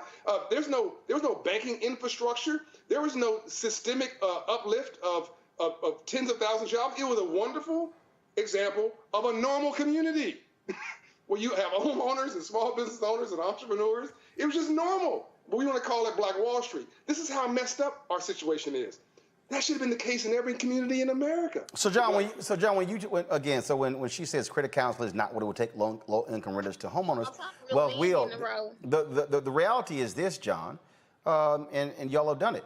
If you right now have, and let's just again walk people through. If you right now have a credit score of 500, and you're going to have a much higher interest rate if you try to get you a mortgage. But if you work through credit counseling, what Operation Hope does, and move that to 700, that changes the interest rate on the mortgage. So actually, the credit counseling does help you, because if you can go ahead. Yeah, and there's nothing that changes your life more than God or love than moving your credit score 120 points, all right? I mean, nothing. My mother's credit score is 854. My mother's not Black, she's green. My mother worked an hourly job. So not only was that tweet by her incorrect about my life, which I just mentioned, is also incorrect about my mother's life, who worked an hourly job and bought and sold 7 homes. 7. Because her credit score is to a point where she cannot be. If you have a credit score of 800, even 750, no one's going to tell you no for anything. By the way, all of the problems in our neighborhoods, as you know, Roland, are in 500 credit score neighborhoods, by the way, where you see a check casher next to a payday loan lender, next to a rent-to-own store, next to a title lender, next to a liquor store and a pawn shop. Andrew Young said that to live in a system of free enterprise and not to understand the rules of free enterprise must be the definition of slavery. So yes, credit score, half of Black folks have a credit score below 620. Fact, half of us. So while we think the bank may be discriminating against us on race, and maybe they are, the likelihood they don't even need to go that far. Your credit score does not allow you to buy a home at a prime rate at 600. You can get a Homeboy Shopping Network mortgage, as you're saying, a 21%, a 15% mortgage, which will on a $100,000, $200,000, $300,000 house will make your wallets explode. But if you can get your credit score rolling up to 680 through Operation Hope coaching, which raises credit scores 54 points in 6 months, 120 points in 24 months, you get your credit score up to 680, your mortgage goes down to, I don't know, probably 7% in the current environment. You get your credit score up to 710, the mortgage is 3%. That's like them giving you money. So again, for the person listening, so if you increase your credit score, to go from 7% to 3% means, again, how much you're paying on that mortgage, you're paying less. I want to bring this, and I do want to get your take on this here, because this is what the story says, that the company will purchase a house, rent it to a client. So basically, you as a client, you're moving into a home that you work with you 2 years to buy. Now, it says Landis is going to charge a fee on top of the value of the property at the time of its initial purchase. So we don't know what that fee is. But what this is, we don't. But what this is saying is, what they're basically saying is, we're going to acquire the home. We're going to give you 2 years and work with you to get your finances in order, credit score improved, for you to be able to buy the home. I don't know of many other programs that will allow you to, in a sense, if you're low income, to move into a home. We're going to help you try to buy it, and then you have a shot to buy it after 2 years, and then the 2 years passes, they might give you more time. I'm trying to understand again how this is attacking the poor. Well, no, it's not. It's attacking clicks on the internet. It's what it is. I mean, it just created this firestorm of conversation. It reminds me of the two hobos. This is a Jesse Jackson story, Roland. The two hobos got kicked off the train. They're upset about it for non-payment. One hobo said, "Man, I'm so upset. I think I'm gonna buy this here train." The other hobo said, "Yeah, I'm upset too. I'm gonna sell it to you." Let that sink in for a minute. Both of them so broke they can't pay attention. They're talking past each other about a situation that nobody is paying them any attention on. The train is gone. The train in our neighborhood of home ownership is leaving, and we're having ridiculous debates. Gentrification, which is a conversation that we should have at some point, is really just a movement to middle class values. Why aren't we buying the house with the tree in it in our neighborhood? Buy it, rehab it, rent it, and own it. Buy it, rehab it, rent it, or buy it, rehab it, and live in it, and watch that equity go up for ourselves. That's a whole nother conversation, but real estate values are doing nothing but going up, and that's been the case since the beginning of time. So put that issue aside for a moment. To your point, the answer is yes. It's a very unique program, and I'm talking about somebody, theoretically, Roland, I'm their competitor. I'm sorry, theoretically, they're my competitor. Theoretically, I could say that capital should have gone to me. I'm the largest in the country as a minority, went to this company through two notable investors. I'm not saying that, Roland. I'm saying this. Bravo. We need as many folks out here trying to help folks come up as possible, as long as it's honorable, ethical, it's done in complete plain sight. This seems to be very transparent. I actually don't know many programs that does this. I would have done it differently. I would have, been more elegant about how we integrate the services and been more transparent. Is a credit counseling free? Mine is, and all that kind of stuff. But I do they do say, Roland, it's all up front. Here's what the price of the house is going to be. Here's what the fee is that we're going to charge you up front. Here's what the predetermined purchase price is going to be 2 years after. And if you need more time, we'll give you more time. Now, if you don't like the deal, you walk away. You find a better deal, you go do the deal. But from what this is saying, and they say that the rent will be based on their carrying costs, there's an assumption here that's going to be also at market. In other words, the rents will be at market rate. But if it's not at market rate and you're getting a bad deal, leave. Sounds pretty basic to me. John Hope Bryant, founder of Operation Hope. Always a pleasure. Thanks a bunch. Radical movement of common sense. All right. I appreciate it. Thank you so very much. Okay. All right, folks. Time part 2 of Marketplace.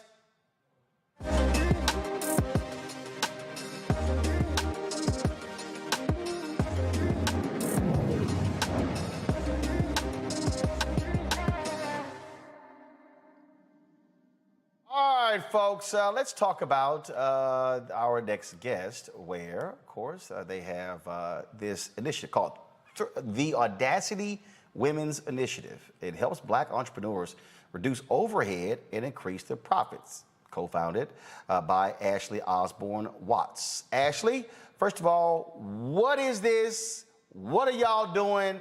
How y'all helping folks run their businesses? First off, let me just say thank you, Mr. Martin, for having me and giving me access to your platform to discuss what we have to offer. Thank you. Appreciate it. We are the Audacity Women's Initiative, a local group here in the Jackson, Mississippi metro area. We're here to connect all Black women business owners together to be able to uplift, to be able to encourage, motivate, and also give them a space for them to be able to come to and conduct their businesses. Okay, so when you talk about, again, this is one of those things that people don't quite understand about businesses. When you talk about, hey, overhead, profits. There are a lot of people who have great ideas, not understanding everything is an expense when you have a business. You better know it. Yes, sir. So we offer a space where you can come in, you need to take product pictures, you need to have a business meeting, you need to have an event.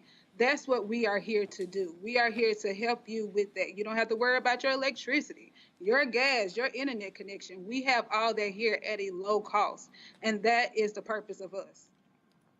How have you, first of all, how long have y'all been, how long have y'all had this initiative?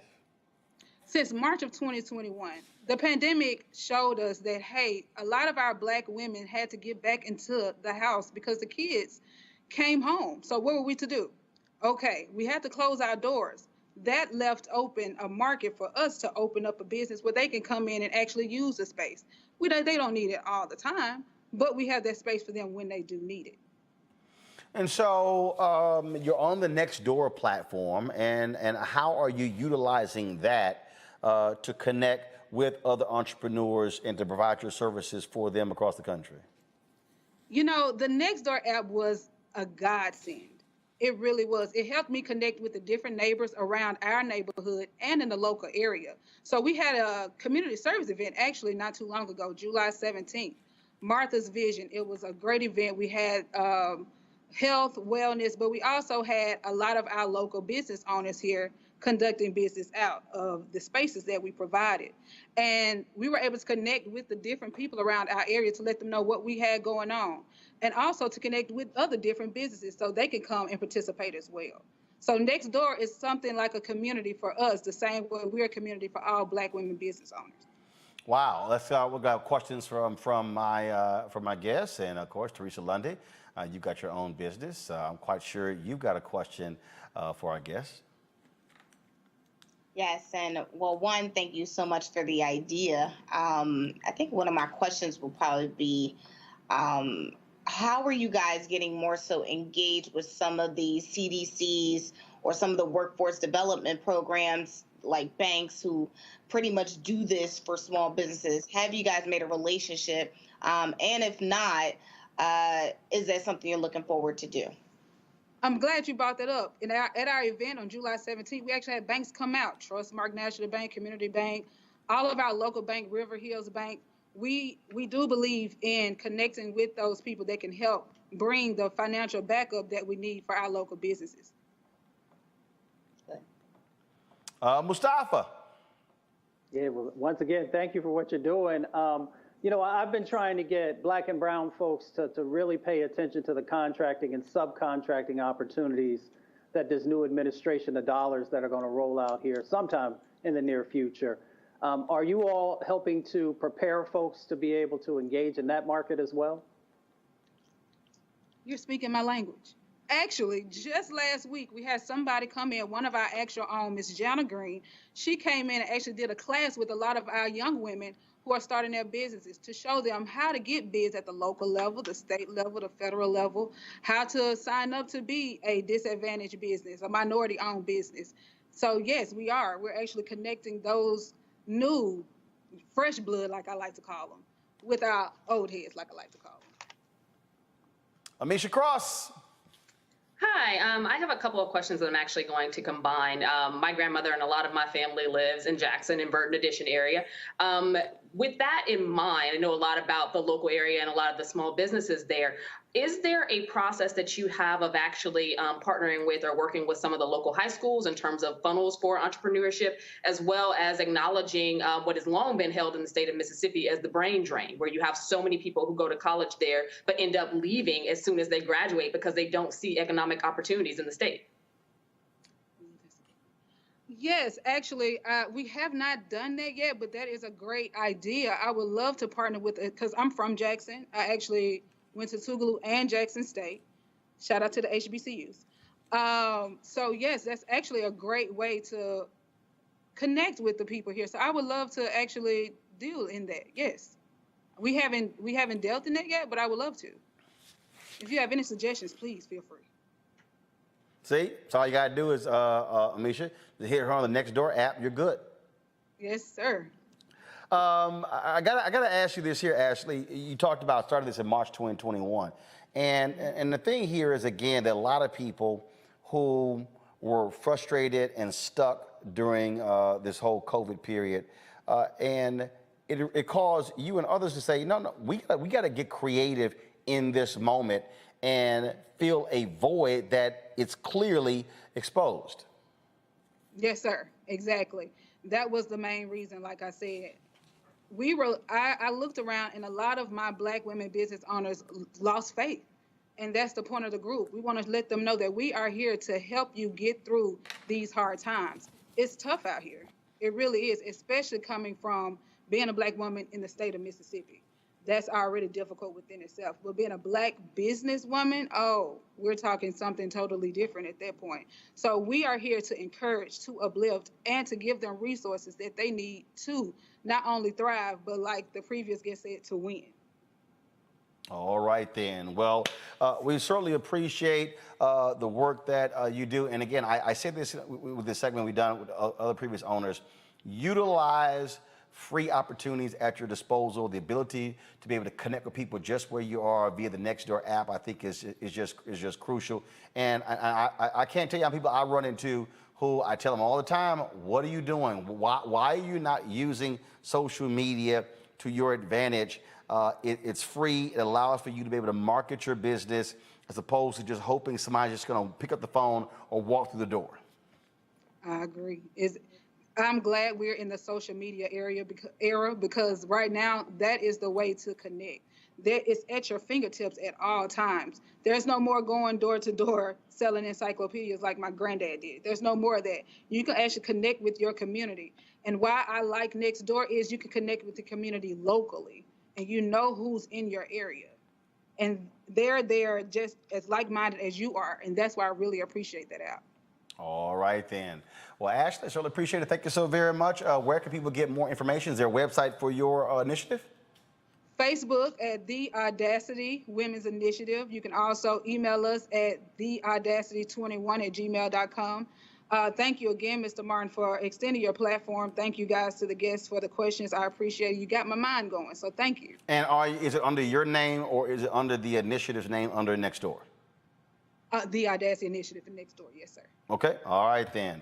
Ashley Osborne-Watts, we appreciate it. Thanks a lot. Thank you. All right, folks, got to go to a break. We come back. Book author talks about leaving America when Donald Trump became president. She said, I had to get the hell out of here. I'll be back in Roland Martin Unfiltered.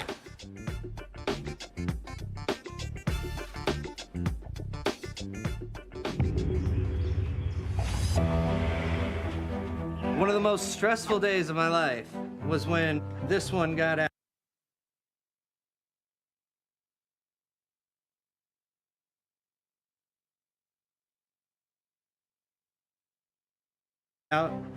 I chased after her as best I could, kind of fell over and broke my wheelchair. I was able to get back home and make a post. Within about 5 or so minutes, I had 3 or 4 different people coming to the rescue. One woman stopped traffic, just drove her right back to the house for me. It was a very emotional day. Over a period of 10 years, my neighborhood went from being almost 98% black to being 98% white. So all of a sudden, oh God, I'm the suspicious looking black man. I posted on Nextdoor that I no longer felt comfortable walking in this neighborhood. The response I got was hundreds and hundreds of neighbors offering to walk with me. This experience moved me and changed the way I saw humanity. At Nextdoor, we come to work every day to help cultivate a kinder world. We want to make sure that everyone has a neighborhood to rely on. When we started this company, we felt that technology had an important role to play in bringing communities and neighbors together. We knew that having the support of your neighbors was critical. When I found out I was becoming a father, I panicked. What am I going to feed this kid? I posted, hey, any other gardeners who might have extra soil, seeds, equipment, and they came up from everywhere. As human beings, we want a sense of safety and anything that gives us that sense of connection. You drive through a neighborhood and you see houses and bricks, but really what you have is people, business owners and entrepreneurs. We know that the locals are what keep our restaurant going. When somebody says that they enjoy our restaurant, it brings us business. It's been really cool being able to cheer on your neighbors as they open up the next coffee shop. When Hurricane Harvey first hit Houston, I realized that Nextdoor was much more than just a day-to-day utility. It was a lifeline to the community. The neighbors have been using that Nextdoor app to coordinate evacuations. When the pandemic started, people did have the urge to help, but often they didn't know who to help or how. Our Nextdoor group took off explosively. Just after a year, we had over 1,000 members. Nextdoor evokes a sense of pride in your neighborhood, and we know that people globally are craving for that. We posted our music video on the Nextdoor app. A lot of people in the area liked it. And people are beautiful. Let's go to the beautiful. Even rhythm for the vibes we got. Stay on the drums. I think the video meant a lot to our neighbors because it portrays the Cascade area in a positive lighting.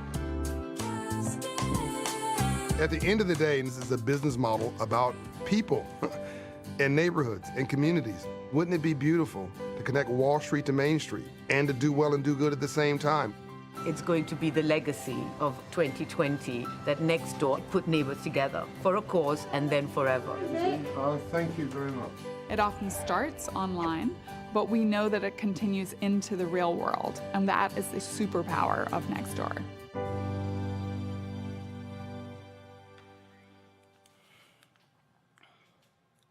All right, folks, time for our book club. Okay, y'all missed that. Y'all missed the stinger. Let me go right to it. All right, a lot of people said that they wanted to leave America if Donald Trump became president. Well, guess what? Audrey Edwards did. She wrote a book called American Runaway, Black and Free in Paris in the Trump Years. She and I sat down for a conversation about this book. So, Audrey, all right, so how big of a deal was this black folks leaving America, reminiscent of folks doing so during Jim Crow? Well, I don't know. I can't speak for all the folks, Roland. I can only speak for me. And I made a pledge, kind of a threat, the minute Donald Trump declared his candidacy, that if anything as crazy as him winning was to happen, I would be gone. And that's what happened. He was elected. I couldn't believe it.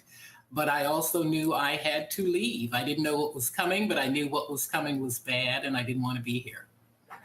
So you sort of had your Josephine Baker, James Baldwin moment. I did. And we all come to our moments differently. Circumstances are different. I knew, as someone who does real estate in New York, that Donald Trump had always been perceived as a joke, just from a business standpoint. And I also knew this was a man who had never been elected to anything. He had never been homeroom monitor. He'd never been head of the Glee Club. He had never been elected to any office whatsoever. So for him to suddenly be the president of the most powerful country in the world, I knew my world, as I knew it, was about to come undone. So I hightailed it for Paris, the city I've always loved. I knew people there. Were your friends and others? I mean, were they shocked that you follow through on this? Yeah, a lot of people didn't believe me when I was making the threat, and a lot of people didn't understand. You know, I have people who are not American born. I have a good friend who was born in Honduras. I have a biracial friend who is half Vietnamese and half Black. Her father was an American Black soldier. She was born, during the Vietnam War. And the Vietnamese people had a historical hatred for the French because they had been there and occupied that country long before American troops came. So her attitude was, don't you know how racist the French are? And my attitude was, I know how racist America is, and I know it's about to become more so, and I'm out of here. So yeah, a lot of my friends, most of my friends didn't believe me, couldn't believe it. But it didn't matter because I'm a Taurus, and once I say I'm going to do something, I do it. And there was, and I really was at an age where I'm a baby boomer. I came through the civil rights movement, and I knew we were about to have some of the same struggles that we had 50 years ago. And I was just not up for it. You know, as they say, I wasn't having it, not at this age. And sure enough, obviously, a lot of other African Americans couldn't afford to make the decision that you made. And look, and the reason I cited Baldwin and Josephine Baker, because for a lot of African Americans today, they don't realize the number of African Americans, especially entertainers, who fled to Europe. Quincy Jones, people who saw the movie Ray, he talked about that. Yes. You know, spending some time overseas. A number of artists and writers.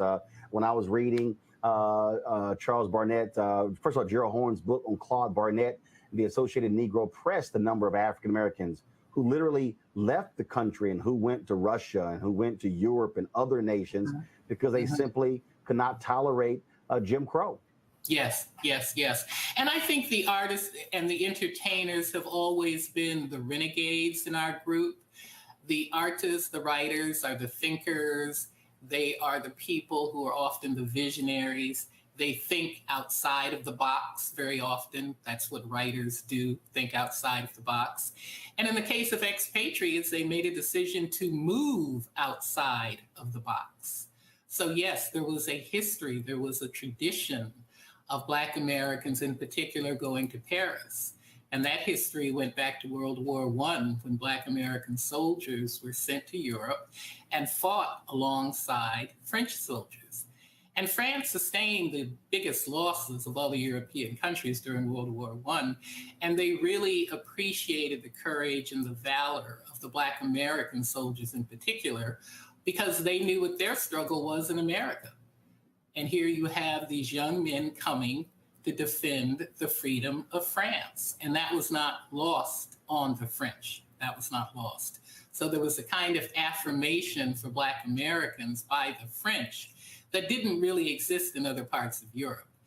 And there was a French appreciation for our style and our beauty, how we created music, how we walked, how we talked.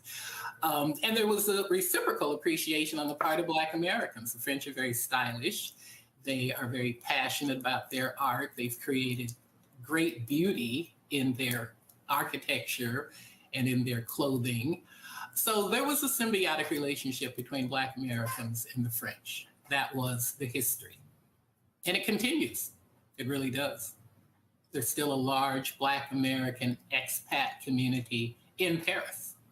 Yeah, that was a sister who did a book on that a number of years ago. I wrote a story on her. She was from Houston, and she wrote a book about the various hotspots people would travel to, tourism hotspots as well. So how long did you spend in Paris? All 4 years? No, I'll tell you something, Roland. I really thought I was going to be in Paris initially for 3 months. I really thought that the first 100 days would be the beginning and the end of Donald Trump. I just knew in that litmus test of 100 days, America would realize a big mistake had been made and he would be gotten rid of. And I turned out to be very wrong. So once I realized he was not going anywhere anytime soon, and certainly not in 100 days, I then started thinking about how can I be here in a more permanent way? Do I put my apartment on the market? Do I open up a French bank account? Do I get a permanent apartment as opposed to kind of the Airbnb I was living in? But the owner of that apartment I knew, and I knew I could stay longer. So I had to really kind of regroup and look at what is the next 4 years going to look like. And what I encountered in the first winter being in Paris, the reality is that it was the coldest winter in Europe in 30 years. These old European cities do not have things that we take for granted, like central heat. So my first winter was spent in a tiny apartment being heated by a space heater. And I realized by year 2, I could not endure Paris winters. Not only was it cold, it was rainy. And I'm from the Seattle area. And my attitude was, if I wanted rain, I would have stayed in Seattle. So I was back and forth for 3 years and then got sidetracked, like many people, by the pandemic. I came back for the winter and couldn't go back in the spring of 2019. So Paris is way too cold for you. It was way too cold and way too rainy. The rain. I mean, first of all, it's not like Paris and Chicago or Minneapolis. I don't live in those cities. I don't live in Chicago, and I love Chicago. Boy, I spent 6 years in Chicago. Man, that's cold as hell. Oh yeah. The first time I went to Chicago and saw the waves on Lake Michigan. Yeah, I thought it was the ocean. And I was with some other journalists, and we're looking out the window on the top of the Mayflower Hotel, and I said, I didn't know Chicago was on the ocean. And they said, sweetheart, that is the lake. And I think then it was 90 degrees. Look. It's a big ass lake, so I understand you thinking it's the ocean. Yeah, because there were waves. It was so cold, there were waves. Yeah, but no, there are certain cities I don't live in, not the cities that are really cold. And my home state of Washington, beautiful state, but too much rain. So you're going back and forth. As you saw things unfold, what were you thinking, and what were the conversations like for the other expats who were there in Paris, and even even the French folks as they saw what was unfolding in the United States with Donald Trump at the helm? The Americans were much more politicized and radicalized than the French. The American expats, it's like James Baldwin, there's still this ancestral pull. So even though Black and white Americans were living in Paris, they were watching very, very closely what was going on with Donald Trump. And these were all Democrats for the most part. I say in the book, the Trump base is not hanging out in Paris. Trump's folks are not in Paris. The people in Paris were the Bernie Sanders folk, the Hillary Clinton people, the Barack Obama people when he first ran. So they were horrified and they were watching it very closely. The French, I had one encounter with a French woman, a very stylish French woman in a laundromat. And I was, she was dramatic and I was dramatic. And, I said, I fled America because of Trump. And she goes, what are you talking about? America's a great country. She loved America. She loved the social movement, the fluidity of the social systems. And her attitude about Trump was, how long can he be there? 8 years at the most? That's nothing in the total scheme of history. And what I realized is that the French history goes back to antiquity. And they've had monarchies, and they had Napoleon, and they had rulers who, in the total scheme of things, were worse than Trump. So her attitude was, come on, America's got more going for it than this Donald Trump person who will be there at the most 8 years.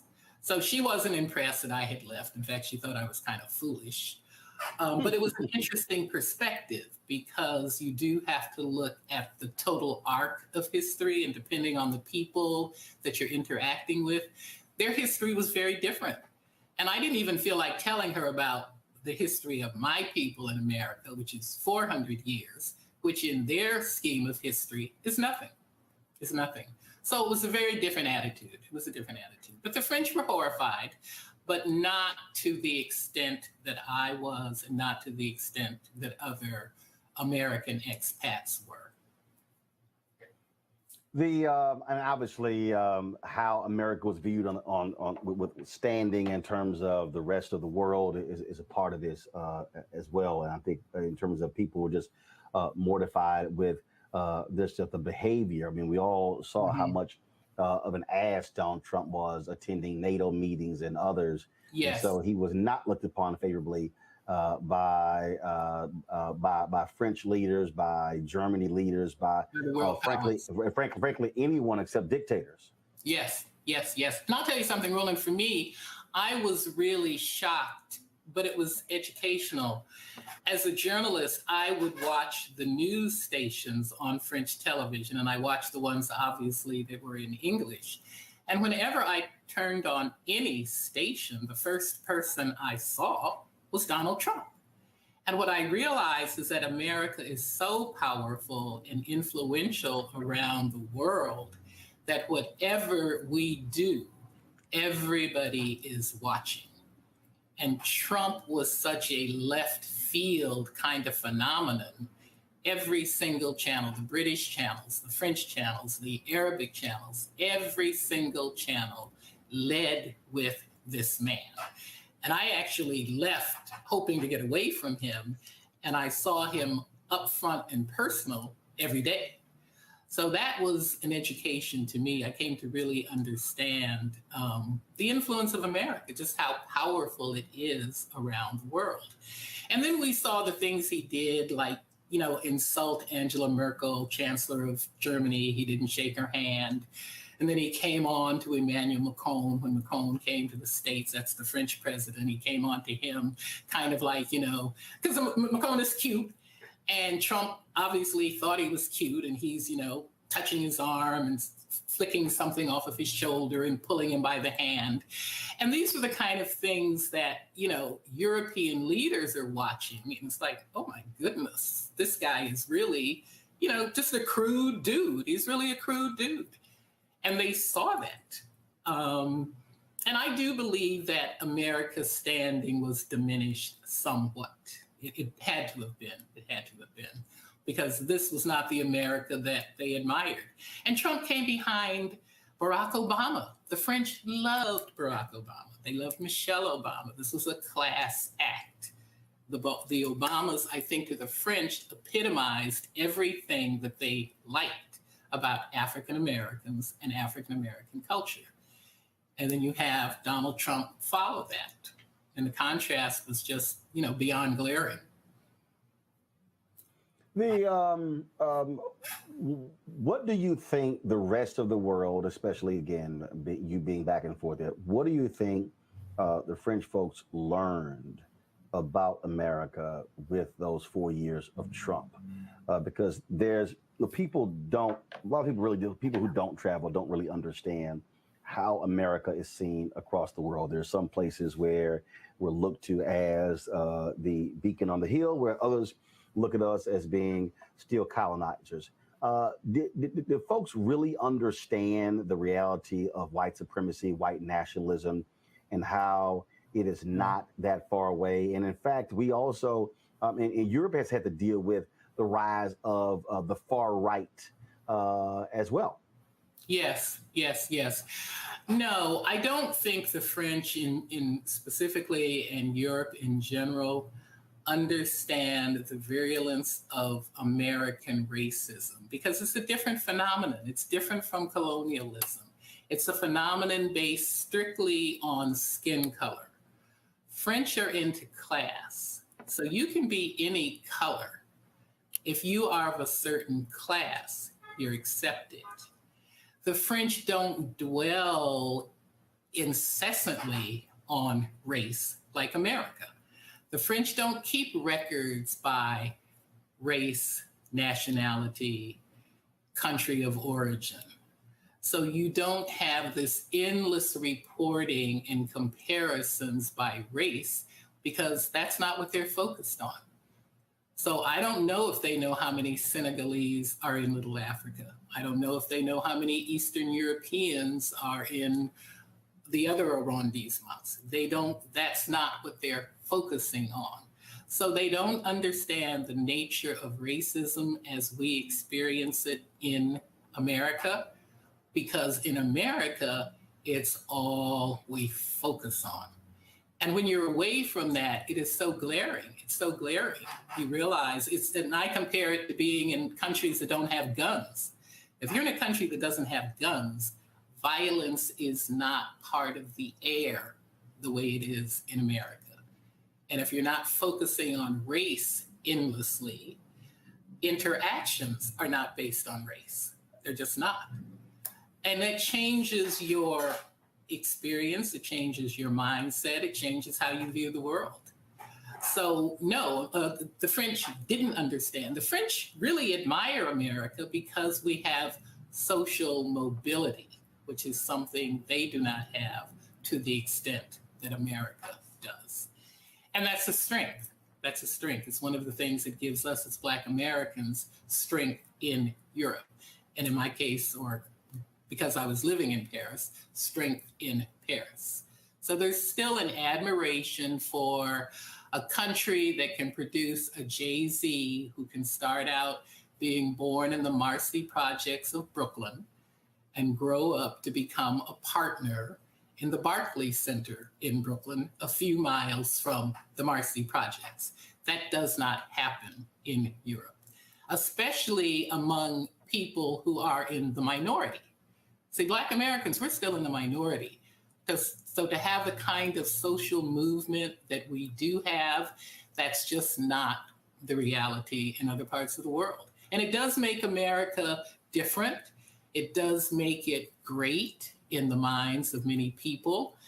My friend from Honduras, owns an apartment building in Brooklyn. She's a wealthy woman. She had opportunities here she never would have had in Honduras with its drug cartel. She's a Black woman. She's a wealthy property owner in Brooklyn. That could only happen in America. And that really is a fact. The couple of more questions, and one that really jumps out, and that is, in what you saw, assess the reaction you think of white Americans to Trump. Obviously, he was defeated in 2020, but the reality is the Republican Party is still the Donald Trump party. They still are all about him, and frankly, that is not going to change. Yes. So are you asking about the attitudes of Americans here? No. White Americans here? I'm asking you about your perspective, looking at it from the outside in, if you will, of white Americans and where this nation may be moving forward, because he is still very much dominating in the Republican Party. Yeah, we have a parallel reality. My brother, I'm from the West Coast. I'm from the state of Washington. My brother still lives in the state of Washington. He lives in a small, affluent town in Washington state. He has a number of white buddies. He's in the minority in that particular city. Most of his friends are Trumpsters. And he said they all believe that Trump was cheated out of the election. They believe that it was rigged, that he really won. And my brother said, these are not bad people. These are guys I hang with. We have coffee, we talk. And I said, well, what do you think it is? What do you think the hold is that Trump has on them? And he said, at the root, he reinforces their notion of white supremacy. He said, and they're not even aware of it. They're not even conscious, he believes. That this is but he said he hangs with them.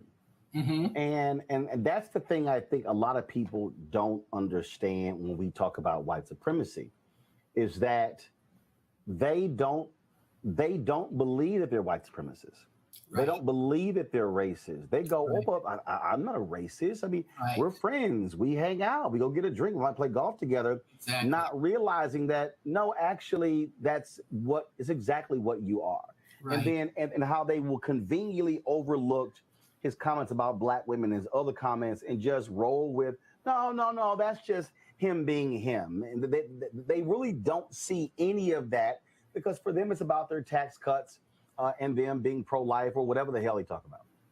Yeah, and there's also a real American inability to own their sins. See, what I like about the French, and they are not perfect by any means, their history of slavery in the Caribbean was as wretched and as awful as America's. But what the French will do is own up. I call it nation up. In 2000, they declared slavery to be a crime against humanity. They are the only country in the world that has done that. America can't even apologize for slavery. It wants to ignore history. Heaven forbid we have to take responsibility. So the whole idea of not recognizing I'm a racist, not owning up to being a white supremacist, That is, to me, America's Achilles heel. Until you can own your sins, there will never be atonement. There will never be a kind of racial healing because these folk just refuse. They'd almost rather die than own the sin of slavery and everything that came from that. If you can't acknowledge it, if you can't take responsibility, to me, it means you are deficient in terms of the kind of character. It's a character flaw. Not being able to take responsibility is a character flaw. And it's America's greatest, in my mind, greatest character flaw. If you can't own it, you can't acknowledge any of it. So the whole critical race theory, yeah, of course you're going to object to that because you don't want to take responsibility for it. And it's after a while, it's sort of an infantile response. It's immature. You know, we know what the history is. And for you to just put your head in the sand and your butt in the air and say, no, it's going to go away. We don't, we're going to deny tenure to the person who wrote about it. Come on. This is infantile. But this is America. 400 years in, still cannot accept responsibility. Why don't we do that? Last question for you. What did you learn the most about yourself in this period? What I learned about myself, I learned that I'm an American. Every time I go out of America, I learn how much of an American I am, which I don't think is necessarily a bad thing. I think there are strengths in being an American. I learned that I could live with a certain degree of hardship that I found surprising at my age. I'm not 25 hiking, through the Pyrenees. I'm a comfortably retired woman in Brooklyn, but I could live in an apartment for a year that was the size of my second bedroom, the whole apartment. I could live with a space heater in the worst winter. I could live with no fan in a summer that had 107-degree temperature. It was a hot streak in Europe that year, 2019. So I was proud of the fact that I was an older woman who could hang in a place that was more comfortable for me politically and spiritually and emotionally. So I was proud of myself for that. And I acknowledge the fact that in all of that, I want American comforts. I want central heat. I want a big bathroom. My bathroom was about the size of an airline bathroom. I'm not kidding, with a shower. And I'm 5'10". But you can adjust to those kind of creature comforts. At least I could, because the higher purpose was to be somewhere where I could feel that I could just be. And that's what I say about the French. They let you be. Nobody is coming at you. Nobody is looking at you if you walk into Hermes or Louis Vuitton. Nobody is looking like you. What are you doing here? I've walked into the finest restaurants by myself and the waiters are, busting their butts to seat me, to treat me well. So I love that about the French, that they respect my humanity. And they respect my autonomy, which is very important. And I don't think we realize in America, for me, autonomy is everything. I don't want to be bothered by somebody following me. I was out with my agent at a restaurant. She's a Black woman.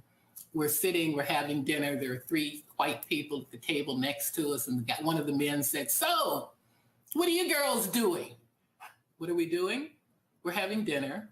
We're minding our own business, and why don't you do the same? But see, those kind of what I call personal invasions and personal assaults happen all the time in America when you're Black. People think they can just, come up on you. French don't do that. So I love them for that. I respect them for that. And I'm comfortable in that environment. All right, then. Audrey, we certainly appreciate it. Thank you so very much. Thank you. Thank you for having me, Roland. I appreciate that. Thank you. All right. Take care. You too.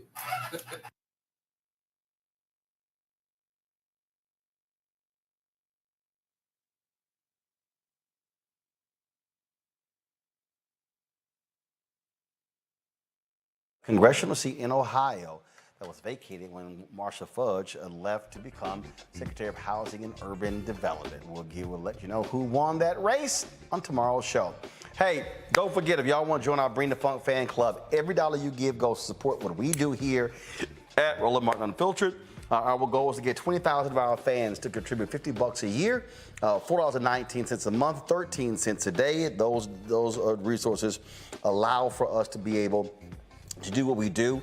Tomorrow, there's going to be another voting rights march taking place here in Washington, D.C. Yes, we are going to be there. We'll be on the scene. Wes Bellamy was on the show yesterday. Remember, he told us about this particular event taking place. And so we wanted to make sure that we are going to be showing it for you. And so what's going to happen is we'll have it for you live. Yes, indeed, live. We'll be live streaming it as well. And this is what I mean when I talk about your resources, where they go, how we are putting them to good use. And so they're going to be starting this event taking place. This is called President Biden Pick a Side, Voting Rights or the Filibuster. It's called #Recess Can Wait, Democracy Can't. They're going to be marching to the White House from the National Museum of African American History and Culture on 15th Street to Lafayette Park, beginning at 9:45 a.m. As you see there, Black Voters Matter, American Democracy, 100 Black Men of America, League of Women Voters, NAACP, Our Black Party, and others. They're going to be there. So we're going to be live streaming that tomorrow. Our cameras will be there. And so we look forward to doing that. And again, this is why this show matters. This is because we are independent, Black-owned. We are not. We don't have any corporations, funding us. We don't have billionaires, millionaires. Your dollars make it possible for us to do what we do. Cash App, $RM Unfiltered. Venmo.com/RM Unfiltered. PayPal is paypal.me/R Martin Unfiltered. Zelle is Roland at RolandSMartin.com. Roland at RolandMartinUnfiltered.com. Folks, thank you so very much. We certainly appreciate it. It's always great to have the guests on the show. And again, we look forward to seeing you tomorrow right here. Hey, don't forget, if you're on YouTube, hit that like button. Hit that like and share button on Facebook as well. That all impacts the algorithm. And we want people to know that this show absolutely matters. Also, we are at 790,000 subscribers on our YouTube channel. We would greatly appreciate if you are not subscribed to our YouTube channel. A lot of y'all watching for free. We appreciate if y'all actually sign up. We actually have 791,026. We want to hit 800,000 by September 4th, which is our 3rd year anniversary. We're less than 9,000 away, folks. Let's make that happen. So please, if you're not subscribed, please subscribe to our YouTube channel. Thanks a bunch. I look forward to seeing you guys tomorrow. Holla!